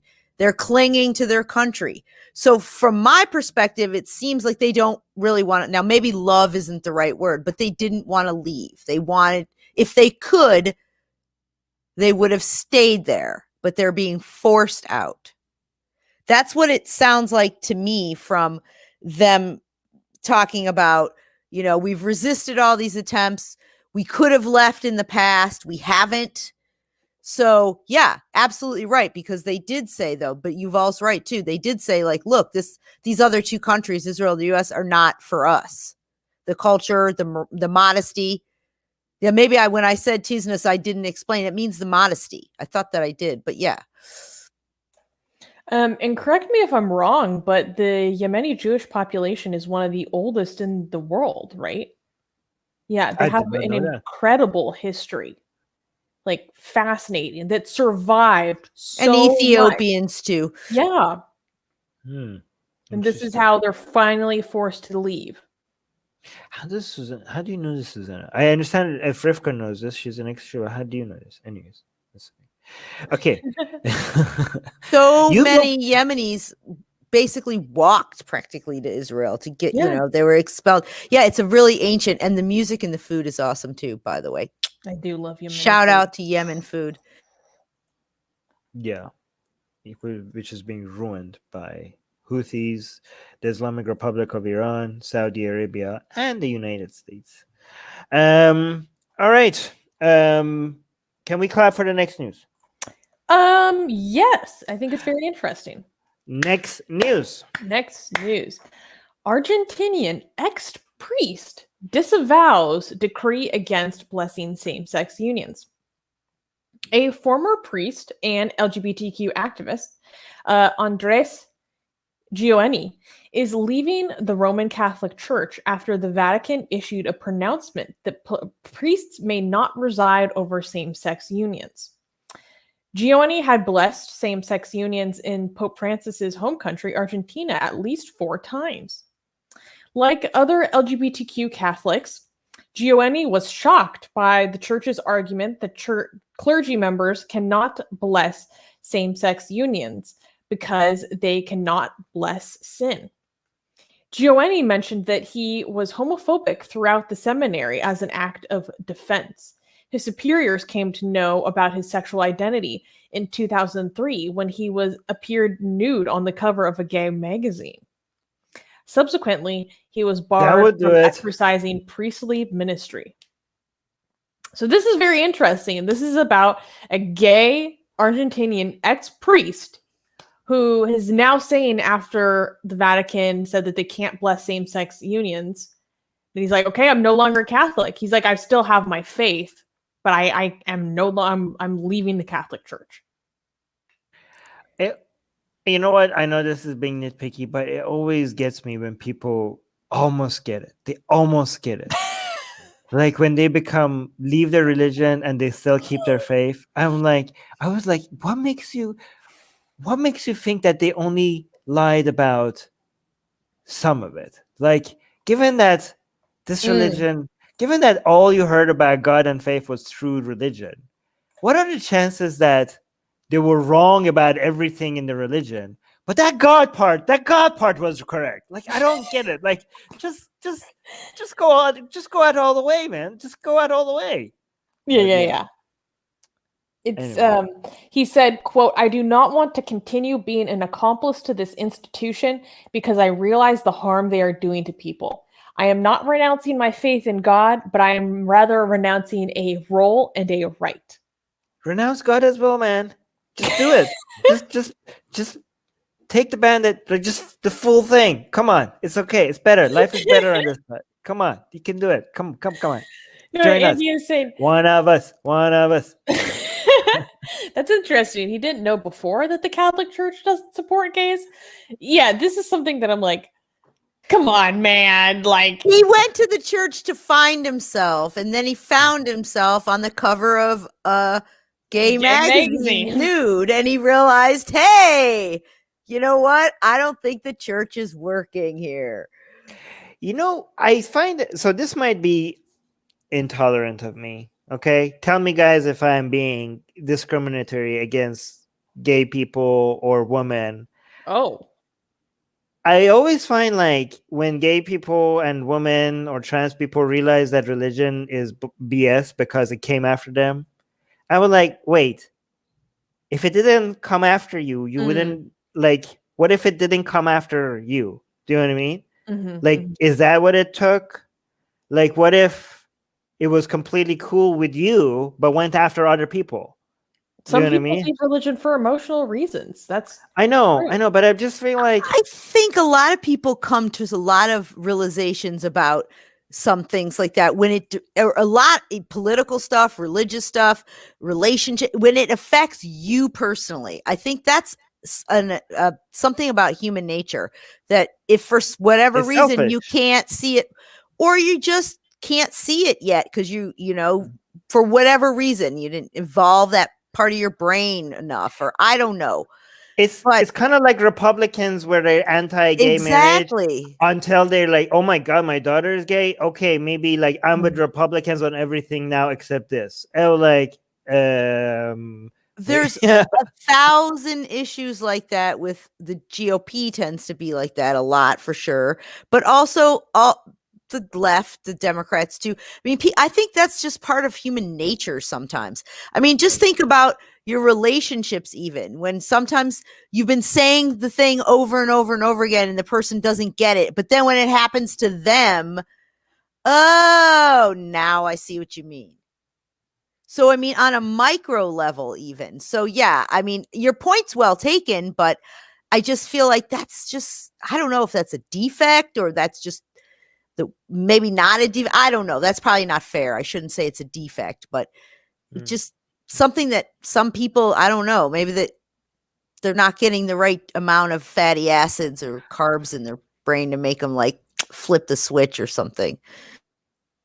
I don't understand when, especially from like monotheistic religions, when people argue that it's not homophobic. Like, it just doesn't make any sense to me.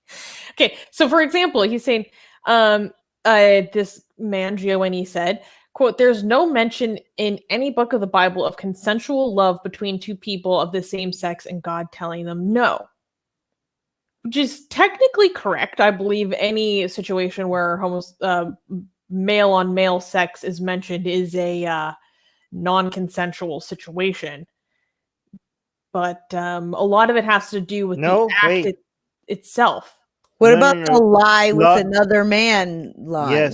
Yes. Yeah, so but there's some people try to interpret that as like and fail. A non-consensual situation where it doesn't say non-consensual. Yeah, and non-consensual doesn't matter to the Old Testament God anyway. Matter either. So I'm like, this man is just pulling stuff out of his ass. Like, yes, actually, when it to be that way. When did ever the Bible or the Quran bother being concerned about the consent for this? Like, yeah, they're interpreting, like, you're taking it out of context. I'm like, no, you're taking it out of context. We look at the entire Bible and the Bible doesn't give a crap about consent, and you're thinking like this is talking about only non-consensual. Yeah, the same Bible that talks about sex slavery and selling women, like look at the way that the Bible treats women who have been raped by men, compared to how women have sex out of a marriage. Like, it's all about protecting the property of men. It has whether it's consensual or not. It has no concern for consent in the Bible or the Quran. Okay, and also yes, the verse that specifically that says that you shouldn't lay with the men, it doesn't mention that anything about consent. Also, when you talk about the story of the people, the people of Lot, right, the people in Sodom and Gomorrah, they be sinning because they were being laying with other men, not because they're having sex without consent. By the way, we're not using the R word. We keep saying sex without consent because YouTube. Did I say the R word? Yeah, you did. Damn. I was like, oh, Armin, it's that kind of a day. Well, No, I YouTube want to doesn't like it. expound on your point. It's not just does Yahweh or the Bible or anybody not care about consent in terms of sexual experience. They actively use non-consensual sex as a tool or a weapon or a way to get people to manipulation tool.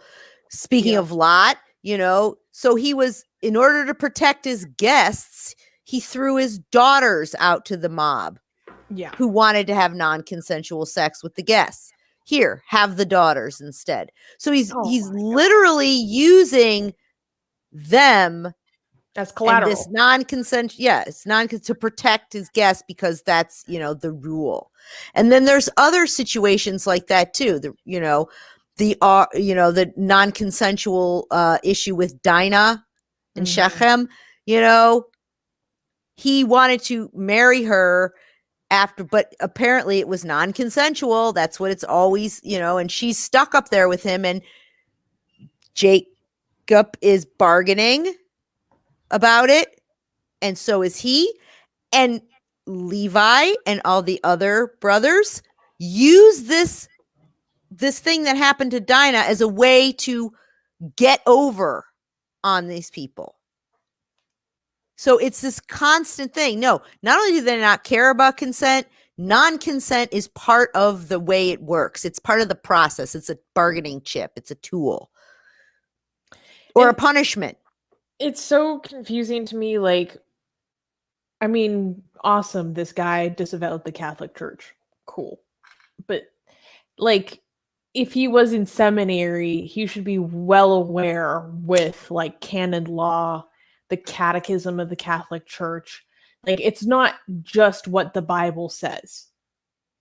There is a whole other corpus of holy dogma. It's literally called dogma, that goes into building out the body of Catholicism.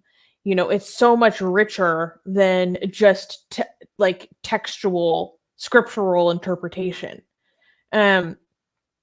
And so it blows my mind when people expect the Vatican to say something different than what has been firmly established in the Catechism and canon law.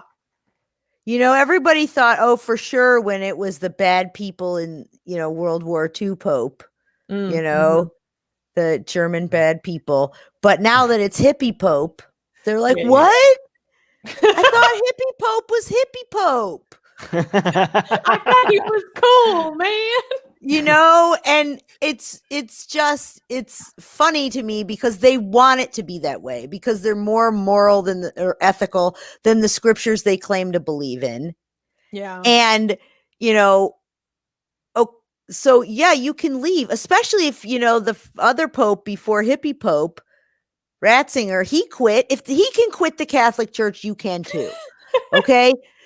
But that's a Bill Maher joke, by the way. But anyways, the point is, okay, now what? So everything you ever believed isn't true because you thought it was all love and, kumbaya. And now you realize that now that, it affects you, it's not. So you're still going to stay in some lesser version of that. So you're going to stay in the jail, but with the door open now? What? Yeah. But it's a journey. If you talk to a lot of people who do leave, it a lot of times that's sort of the steps. Sometimes the nicer version, the hippie version, that kind of thing. Yeah.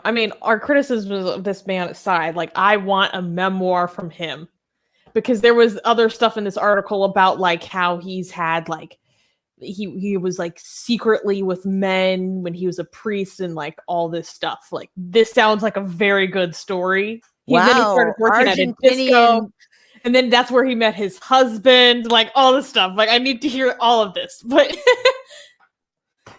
Like, what's this guy's name again? Yeah, Andres Gaucho. He's Gioeni. a gaucho. He's a real cowboy. Yeah, Gioeni. I need your story, man. That sounds fantastic.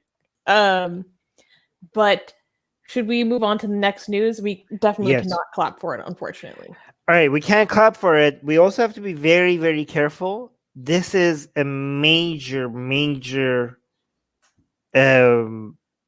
reason for YouTube to strike us. Like the language used in the story is definitely the kind of language that YouTube's algorithm would consider for us actually promoting something, even though we're just reporting the news. Okay. Also, whenever next time you send me news like this, make sure you tell me not to scroll down, even if it's been blocked. Like the images that is on this news, I'm not going to scroll down, because even if it's blocked and censored, even if there's just a tiny little bit of red liquid floating around, YouTube might get really butthurt over that, like, and come strike us. And there's no appeal that will be taken seriously on this. So just be careful. You have to actually click on the red liquid. It's blocked out. So no. FYI, I'm letting you know. No. It's I see it from the corner as well. It's not very well blocked. However.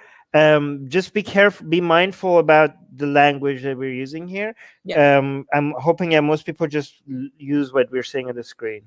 Okay. Yeah. And I was about to tell you, like, don't scroll down. So man axed to death over blasphemy allegations in Punjab's Jang.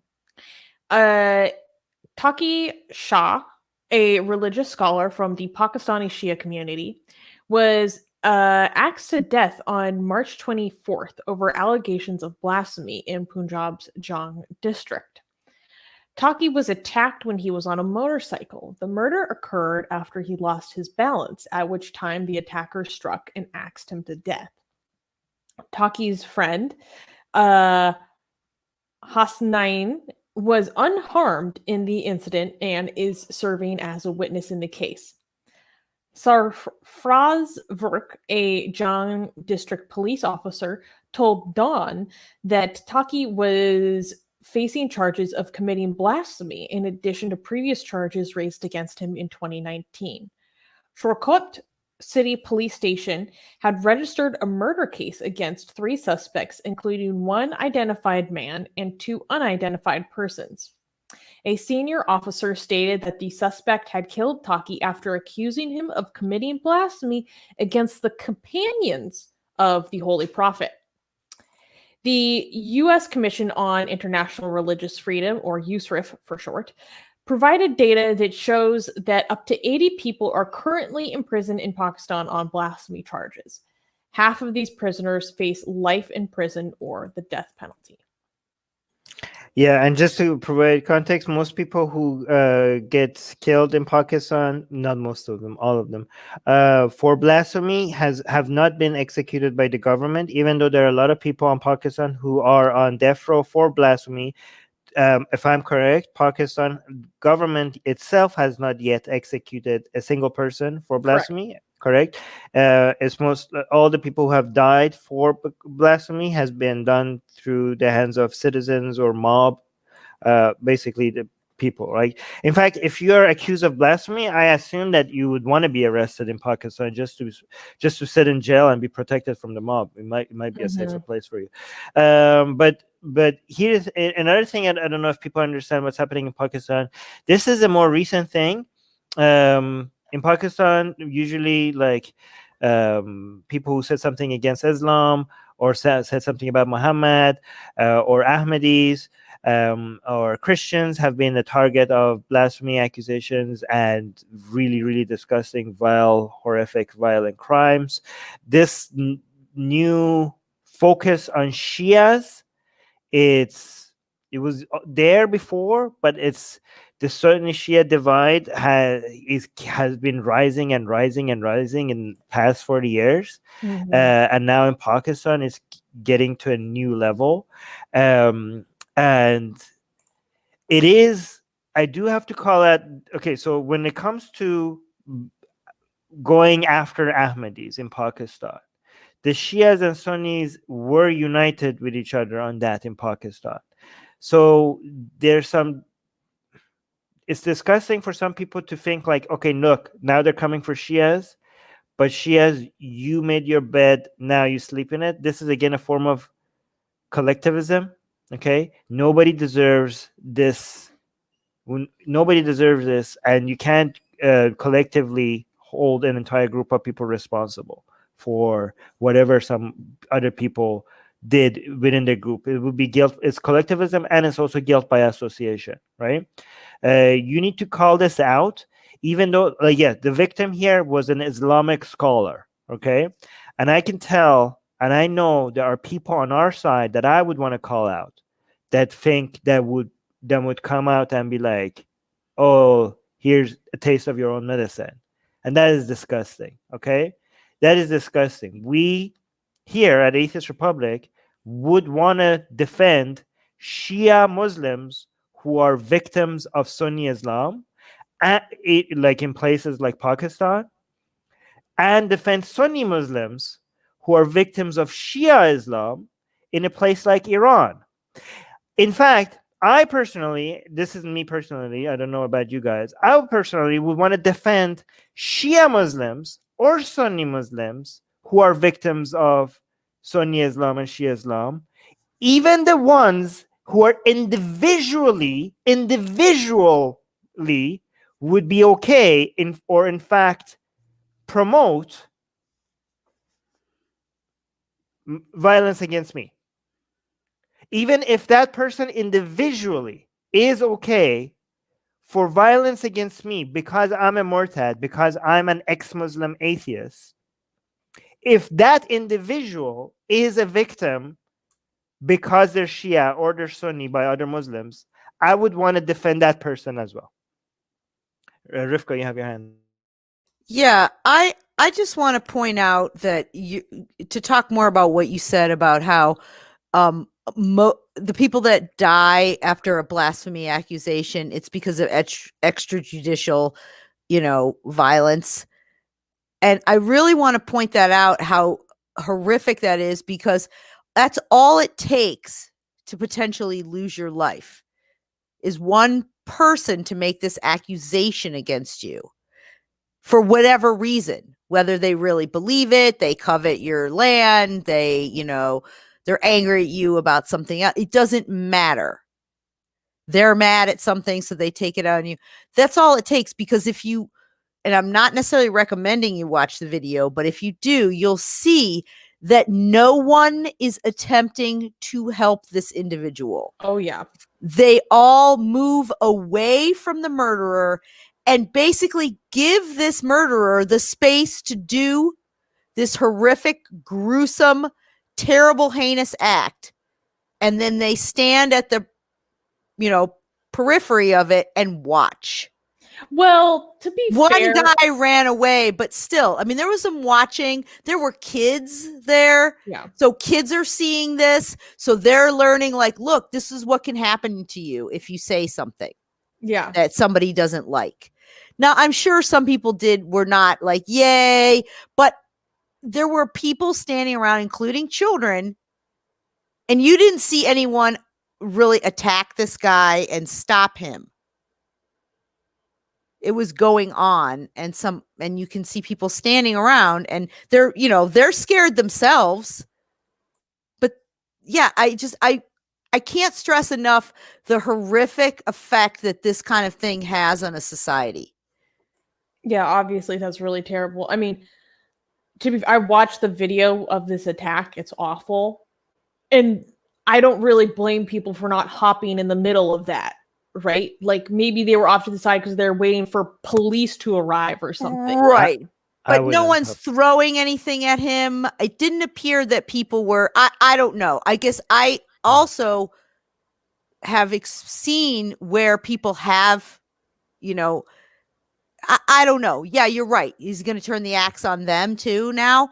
But it just was really awful that nothing was happening to stop this person in any way, and that children and people were standing around watching it, especially the children, because they're learning a lesson from it. But the lesson is, don't say things people, keep your mouth shut. Yeah, to your point earlier about how little has to be put forth about someone to spark such an allegation, the victim's family member who filed the complaint alleged that Taki was murdered by the primary suspect because of a previous argument between the two while playing volleyball. He alleges the suspect developed a grudge even though the dispute had been settled at the time. So in countries where there are blasphemy laws on the books, especially as serious as punishable by death, it validates extrajudicial violence. The state is validating that such just saying something allegedly is worthy of death. And two, it is a mechanism for people to just rain down terror on others for possibly ulterior motives. It's not unheard of in Pakistan for blasphemy law or the mere allegation of it, because the mere allegation is more dangerous than the law itself almost. Exactly. Over stuff that is completely unrelated. And it's not just the Prophet I want to highlight. It's insult to the Sahaba, insult to his companions. So it's extended and it's broadened further and further and further. But Armin, you have something to say. Just gonna say that it's so ambiguous. I think that you said something that's offensive about the entirety of the religion, and then that alone can cause you to die. But I wanted to say your point absolutely. And during the witch burnings in Europe, so much of it was motivated by other reasons than fear of witches, economic grudges, etc. Right. So, with regards to a couple of points, the things that they're now adding that are not very general, they're specifically the things that are adding as blasphemous. It's specifically anti-Shia, just like when they were adding the fact that you have to recognize Muhammad as not just the prophet but the last prophet. That was specifically targeting Ahmadis. Right. So this whole do not cursing the Sahaba or saying anything against Sahaba, this is specifically targeting the ideas of Shia. And the issue with this is that the way that they are looking at what it takes for you to be a blasphemer, Shia ideology by its very nature will become blasphemous. Yes. Right. So this way, what you're giving permission to or arguing for indirectly to people is that you don't, when it comes to someone being Shia, you don't even have to wait for them to say something. If they are Shia, they believe blasphemous things. Yes. Even if they don't say it. It is the tenets of those beliefs. Right. I mean, yes. I mean, you could, technically, you could argue that it's complicated. We could do an entire stream on this. Okay.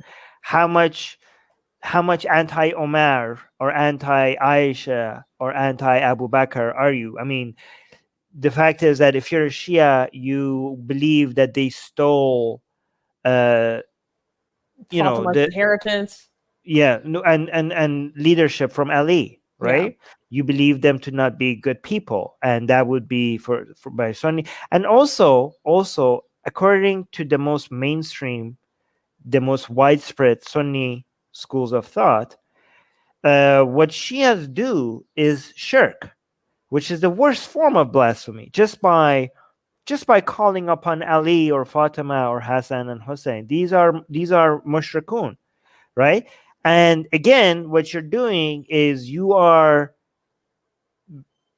highlighting the fact to Sunnis that these people are by default idolaters and non-Muslims, and even worse than non-Muslims, worse than me as an ex-Muslim, because they are bringing like compared to me as an ex-Muslim, I'm rejecting God. These people are bringing partners to God, and that's worse in the eyes of, according to Islamic Sunni school of thought, right? When somebody calls upon Ali or Hassan and Hussein, they're doing something, as a Shia, they're doing something that is worse than what I'm doing. I'm rejecting God. They're bringing partners to God, which is the worst thing you could do according to Ibn Taymiyyans. Another thing that I want to highlight that I thought of because of what Susanna said is that by the government saying that these people deserve to be put on death row, and yet the government not executing them, what they're doing is they're communicating to people that they deserve to be put on death row, and yet we as the government are failing at carrying it out, right? So, and the people, the citizens would be like, well, you are agreeing, you are giving legitimacy to how these people needing to be removed, yet you're not carrying, we're supposed to step in because our government is failing at doing its job.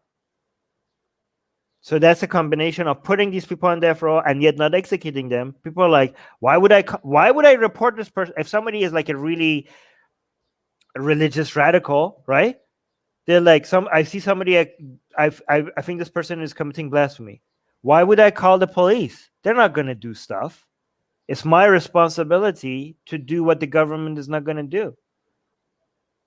Right? Mm-hmm. And this is, by the way, when it comes to Pakistan, the ratio between what's Islam and politics is more heavily towards religion than most places on this planet. Yeah. Right? Like these, like, you know, sometimes it's 50-50, 60-40. This is like, pretty central. This is one of those places where it's like 99% Islam, especially when it comes to a country that has been robbed of any form of its own culture or history or anything. It's central to its identity. Its entire identity is Islam.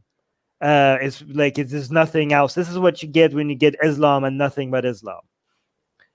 Right? And this is why Armin wants India to reclaim Pakistan. Yes, please, India, come take back your land, please. Please. As much as we complain about India, we can see India, what happens. Come get your son. Come get your son. Come get your little sister. That's what I said. They have to get Bangladesh too, right? Yes, please. You know, as much as you could see when you have actually a culture and a history that competes with religious dogma, you get better. Like, yes, India has a lot of problems, but when you get Islam and nothing but Islam and no, like very little competing, again, we do have less. Actually, let me actually take that back, because we do have secularism and atheist activism in Pakistan, and shout out to you guys that, like, guys, this is the environment. This is an environment that it could fuel every one of our nightmares, right? And yet, like, if I was an atheist in Pakistan, I would shut the hell up. I would not dare. I would go to mosque extra time just to be safe. Okay, I would be doing the nighttime prayer as well, just even if I didn't need to. Okay, and yet in this environment, we actually have secular and atheist activists openly fighting for these right values in Pakistan, and these people, I don't know what they're made out of, but they have way more courage than I ever would. And I don't understand how they could be this brave. But shout out to every single one of you. If Pakistan ever manages to come out of the dark ages, it's because of you guys. Yeah. Secularism is like literally probably the only way to save Pakistan. But if you guys are interested in following blasphemy situation in Pakistan, it's something I'm very interested in. I highly suggest you guys follow. It's on the screen. Wait, I'll bring it back real quick. Oops. Prem Rathi, or at Prem PREMRATHEE on Twitter. He follows the situation, blasphemy situation in Pakistan very closely. It's where I get all of my news about blasphemy in Pakistan. And he actually has like running threads every month of the cases that were reported to police every month. And you just see them pile up towards the end of the month. And you can see how the problem is escalating, especially with the increase in use of like apps like WhatsApp, Facebook, access to the internet. And with the pandemic, more people are indoors and online to find other people's posts and police them more closely. So just a little tip. Also follow Harris Sultan's YouTube channel if you just want to understand better how religion and politics works in both India and Pakistan. Harris Sultan on YouTube. Rivka? Oh, I just want to say one thing to kind of piggyback off of what you were talking about having a more diverse society and more options than just Islam. And there's actually a study that was done, I'm trying to remember when, in Turkey. It was a longitudinal study, or Germany rather, with Turkish immigrants and Moroccan immigrants. In Turkey or Holland. I say I'm getting it all clean. Turkish immigrants in Holland.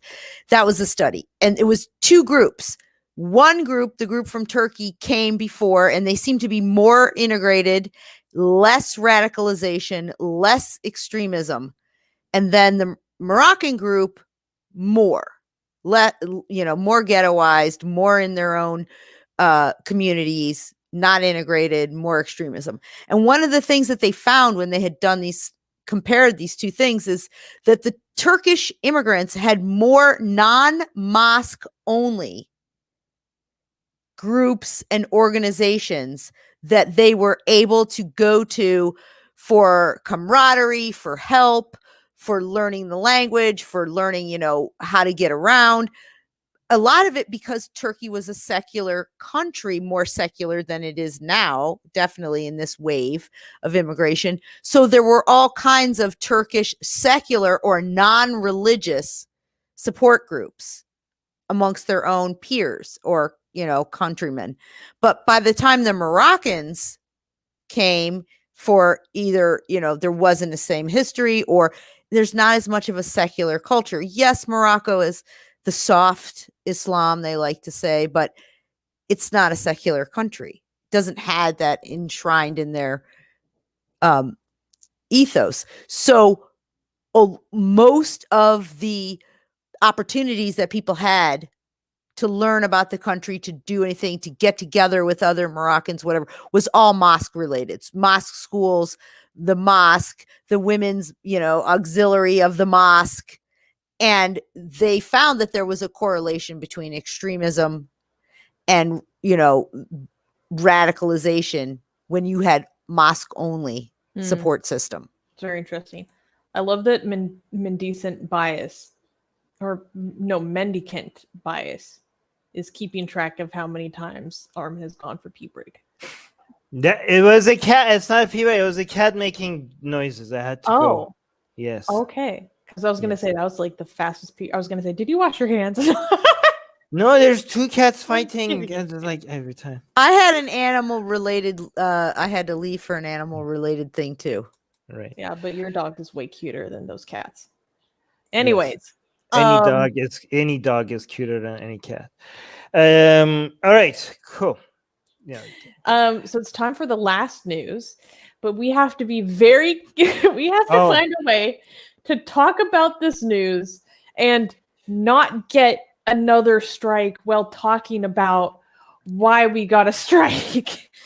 So wait, so can we clap? Rivka, I know I'm being very picky, but this next news shows that I was right. And we have to be very careful about the language here. Very careful, because we're talking about what got us in trouble. So talking about what got us in trouble could get us in trouble again. Okay? Right. And I knew you were going to go to me because sometimes I make that, like, I knew you were going to be like, so just, zip it. No, don't zip it. Just be careful with how we talk about this. Okay. So Okay. we'll clap only because it's the last news. Okay. Not because Last it's good news. Last news. Atheist Republic receives strike on YouTube for fighting Don't. misinformation. Mhm. Um All right. yes. So wait. Okay. You. I don't know how you're gonna say this without getting another strike. But go on. How are you gonna say it? So last week on the news, our last news item was about how Be careful. Catholic archdiocese. Let in me try. Louisiana- There was a religious group, okay, that was spreading wrong information. Okay, there's a Catholic group that was spreading wrong information about the beer bug. The beer bug. The thing The- that you put in your arm to help fight the beer bug.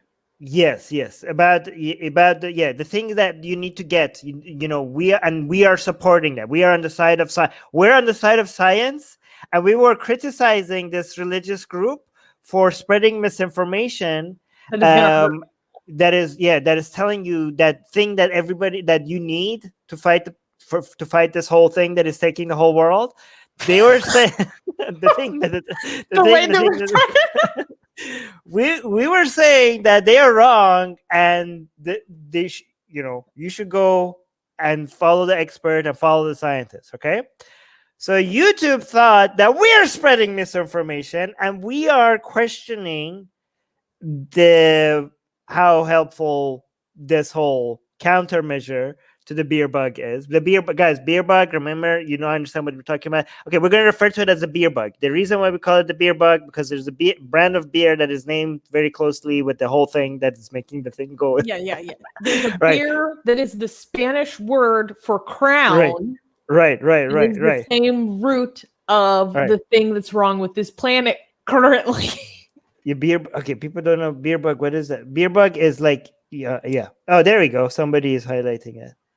Okay, yes. And also, yes, this is what we talked about. Soha is mentioning it, showing it on the screen. What Soha is showing on the screen, we said that's good. You should go get it. Don't listen to these religious groups. You should go get that thing, okay? I mean, we didn't even say that. We should be like, listen to the expert, listen to the scientists. These religious mumbo jumbo, these people are talking out of their buttholes, okay? And yet, because when we tell you guys YouTube is dumb, here's proof. YouTube thought we are spreading the misinformation. Yes, we are spreading the misinformation. So this is the video that got the strike. Okay, and here's the thing: I appealed it. I was gonna ask Susie to read what we said in the appeal. In the appeal, basically, we said it wasn't us, guys. This was on the news. This is something that happened. This is a news item that we are covering. We're not saying the thing that these people are saying. This is a news item that we're covering. We, in fact, if you actually watch the video, we are saying they are wrong. We are on the side of experts. Okay? But it says your content was removed due to a violation of our community guidelines because it is okay. So it's the first strike. So that means that we're not going to get any penalties for it. However, that means we're going to get more strikes like this because how dumb they are, right? And it says, which policy? Medical misinformation. Can I say that? God damn, I don't even know. I know. And guess what? I appealed it. Yeah. Given the language Susanna gave me, because Susanna is a really good writer and she explains things you. very well. So I told her and she gave it to me and I basically submitted it. And it was rejected before anybody could actually spend the time to watch the video or read what the appeal said. That's how fast this was rejected. Even though, they didn't even read what we said in the appeal. And it says, when they rejected our appeal, it says, our review. What review? It took you seconds to reject our appeal. It says, our review confirmed that this content violates YouTube's community guidelines. No further appeal is possible. Okay, so here's the thing. If you actually click on this, hold on.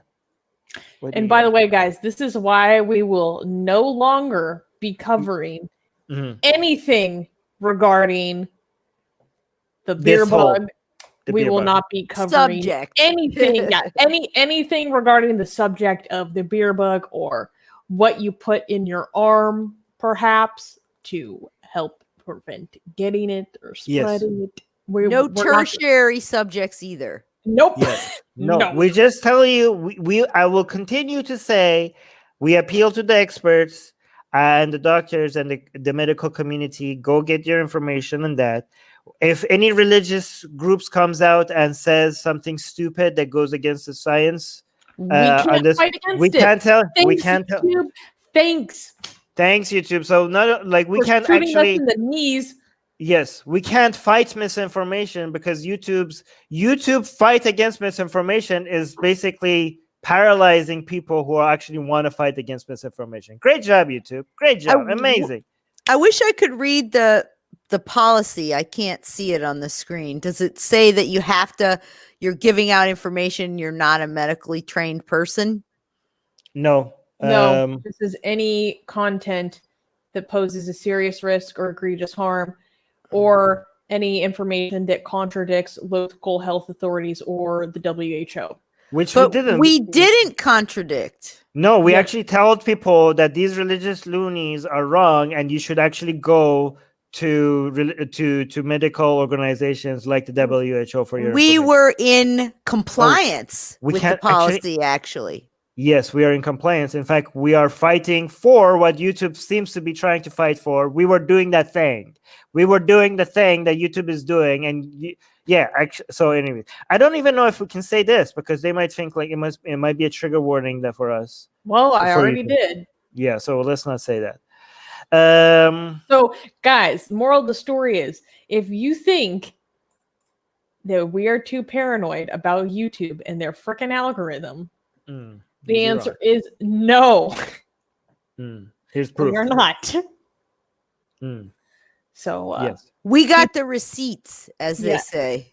and Horace Sultan, I Yeah. gotta call him out real quick. Yep. He thinks that we're crazy, that we're too intense about this, that, oh, I do it all the time and I'm fine, blah, blah, blah, as if that like compares to people actually like doing their Yeah. own tests and rigorously isolating variables and really firmly testing what algorithms are as they change. Like, that doesn't mean anything, but his birth.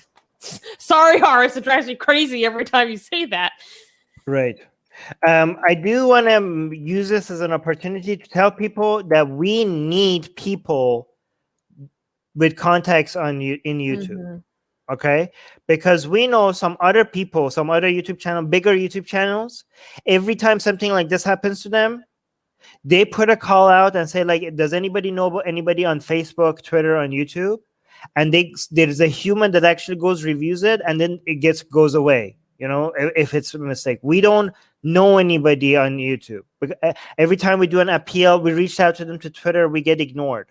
Okay, if you guys know anybody that works in YouTube, we also got this channel also got completely demonetized for something that we don't know. We need some for us to reapply for monetization. We need to know which one of our videos was allegedly hate speech for us to remove it before being able to reapply again for monetization. But YouTube doesn't communicate that with us, and also we reach out to them on Twitter and everywhere else, and they don't communicate that with us. But again, other channels bigger channels who applied for remonetizations, because they managed to get a hold of somebody that works there, they managed to completely identify what was the video, so that when they reapply, they know what videos to remove. And again, so if you have anybody, so that's two issues. We've been demonetized, and we need somebody to tell us what to remove before we apply. And also, if we could remove the strike because we know somebody on YouTube, that would be also great. So if you know anybody, and also on Facebook, we have been completely banned from India. On Twitter, my Twitter account has been completely nuked, has been suspended. Susanna's account has been suspended. We still don't know why. We don't know why. It's been over because of mass reporting by Hindutva. So if you guys know anybody that works on YouTube or Facebook or Twitter, please reach out to us at info@atheistrepublic.com. Or you could also go to atheistrepublic.com and click on the. Hold on, let me show you the contact page. So if you go to atheistrepublic.com, if you go to contact, you could either leave a voicemail, or you could just click on email, and you could leave an email here, or you could just email us at info@atheistrepublic.com. We really do need contacts. We have seen that other people who have contacts there, it does really help. So if you know anybody that can help us, please, either, or if you're a contact yourself, please reach out to us. Or if you know somebody, please introduce them to us. It really does help. Because if we keep going like this, if we get like this whole channel could be completely removed. Oh, and also another reminder, please subscribe to our newsletter. Link is in the description, because if we ever completely get removed from Facebook, Twitter, and YouTube, we get to reach out to you. Still, you will still be in touch with us through email. And as a motivation, you get my book for free, Why There's No God. Susanna is holding it. Why There's No God. And you also get our blasphemous art, which is very, very beautiful, sexy, blasphemous art. You get all of them. My book is nothing compared to the blasphemous art you get. The blasphemous art, and we have new blasphemous art every week that we send out to our newsletter subscriber. Link in the description. Subscribe to our newsletter. Subscribe! Okay. Rivka, you want to say something? No, I was just in agreement with what you were saying about the contacts are very helpful. And I actually wanted to make a comment, but I'm afraid to say it because I didn't originally say it, and it's a quote, and I don't want any more trouble. Well, I appreciate your caution. Well, especially from you, Armin. Yeah, but we're just gonna have to save all the good parts for the after show, the AR after hours.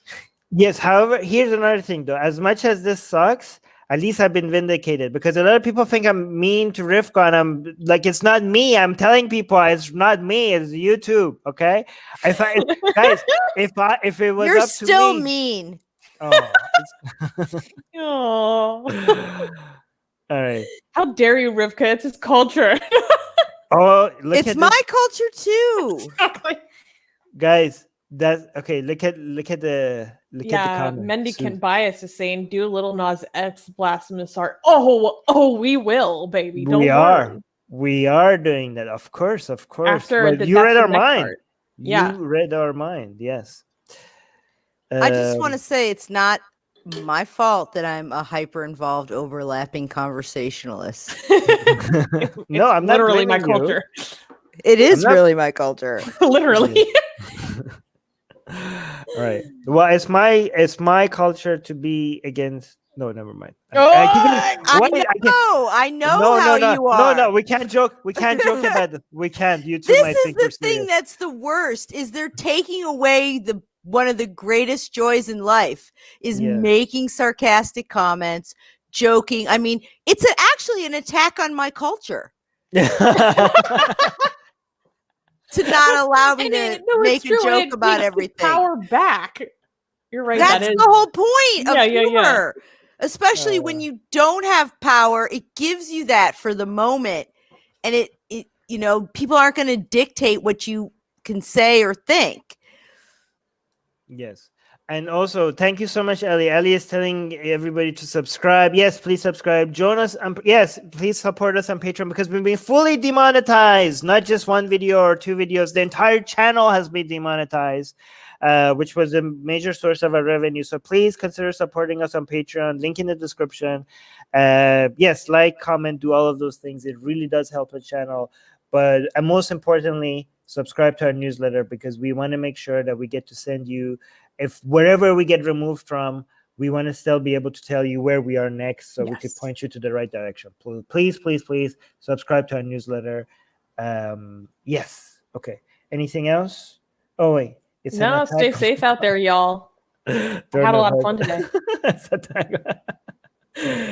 Oh God. I love Rivka's sense of humor. All right, guys. We're gonna head out. Subscribe to our newsletter. Do it now. It's Dharma. It's Dharma. It's Hikmah, and it's kosher. Do it.